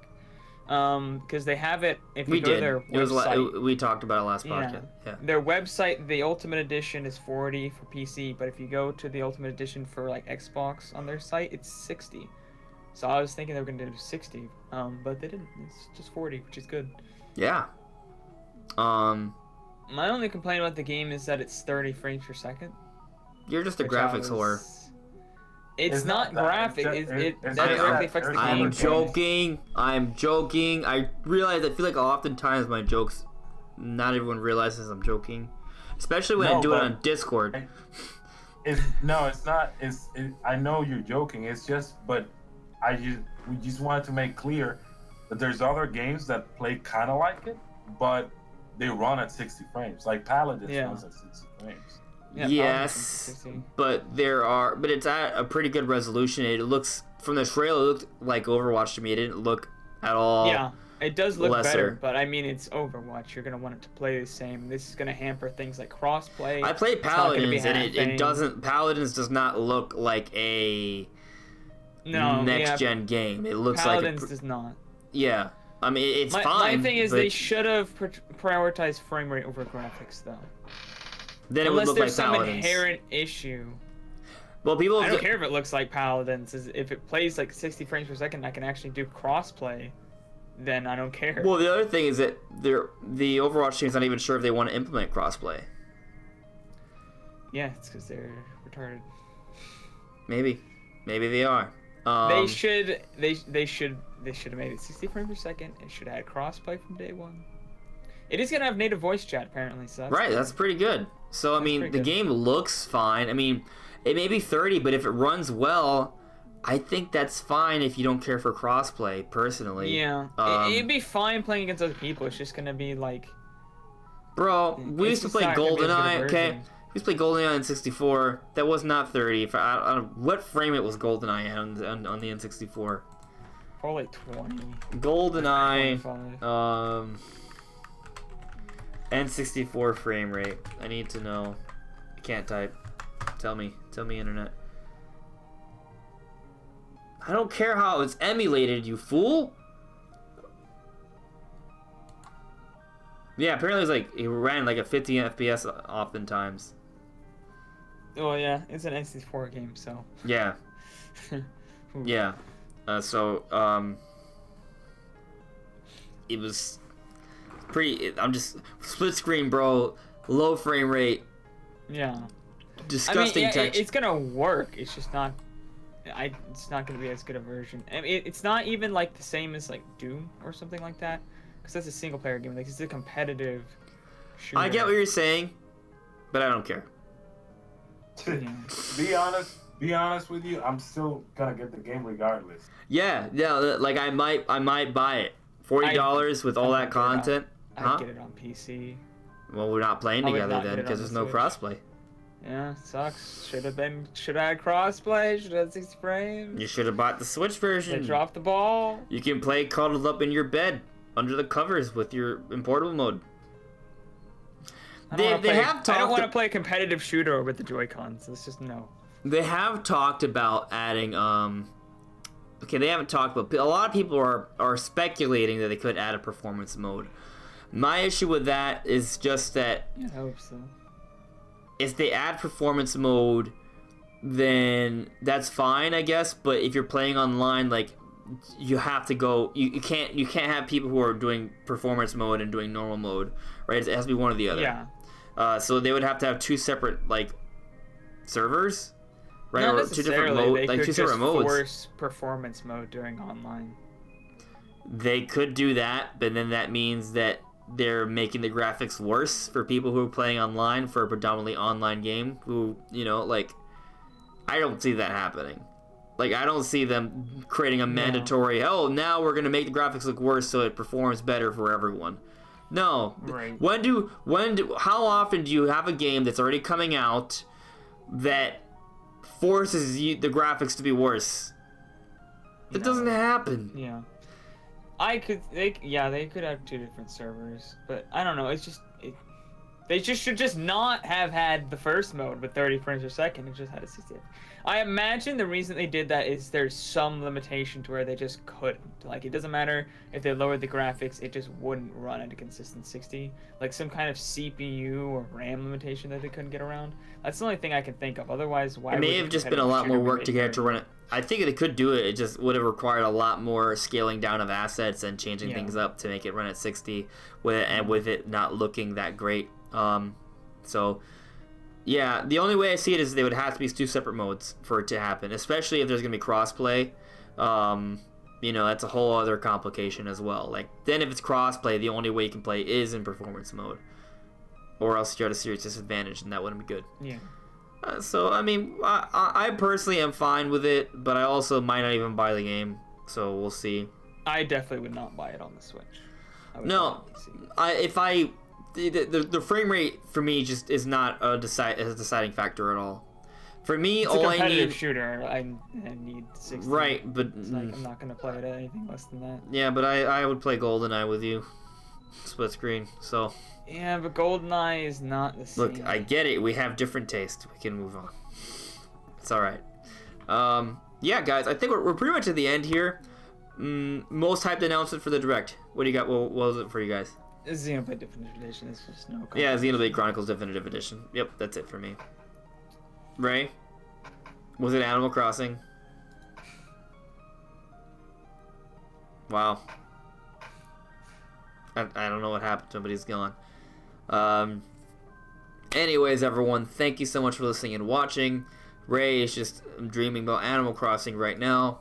But make sure to check out his channel. I'm not dreaming. I'm having nightmares. 5 minutes of Animal. So it was your most hyped announcement of the Direct. What was my hype? Most hyped. I think the Super Smash Brothers announcement was pretty hype. The Which fact that we're one? getting more characters. Oh yeah, that was real. Actually, that might have been more hype than the Xenoblade thing. I'm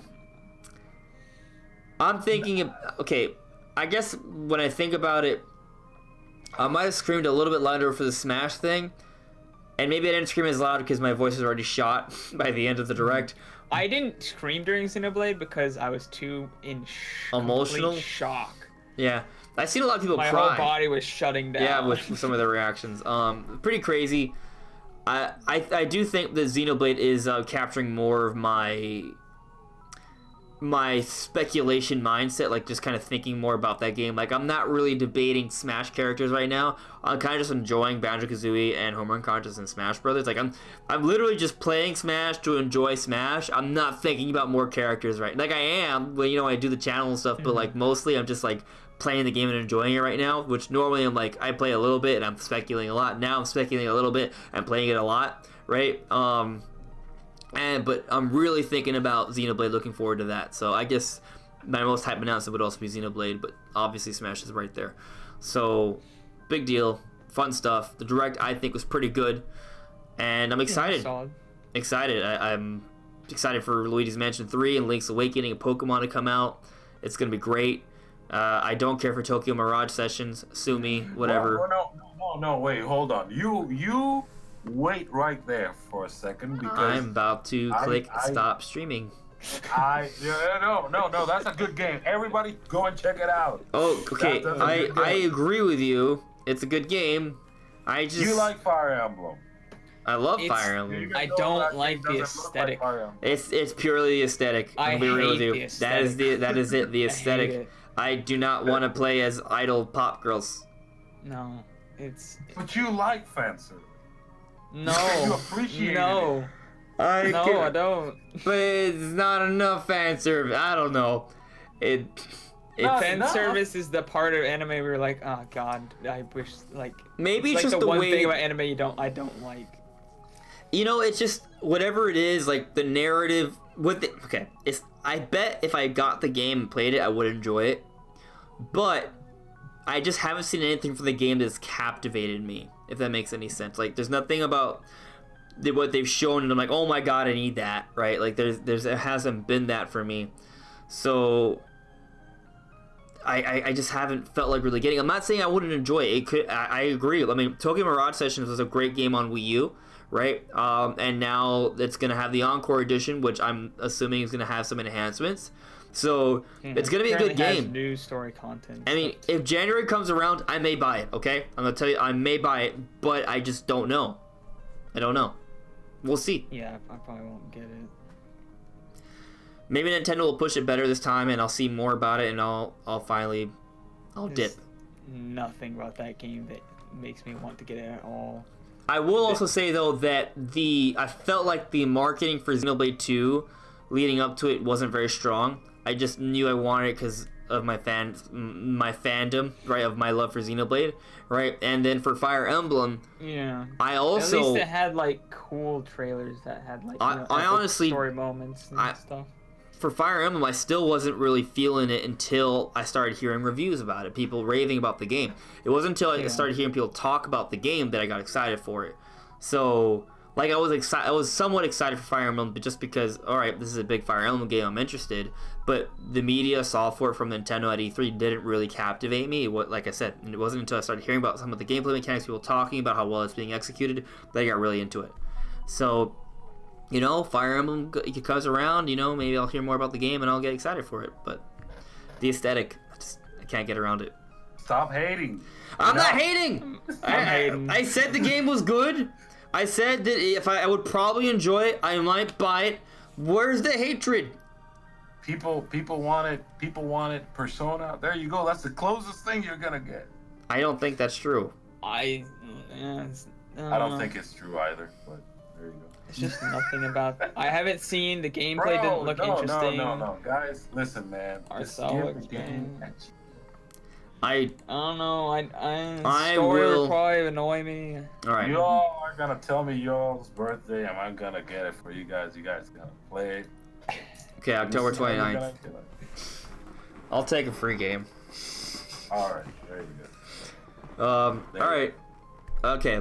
So apparently we're gonna have to play Tokyo Mirage Sessions. That's fine. I did hear it was a good game. I just never bought it because it's very pink.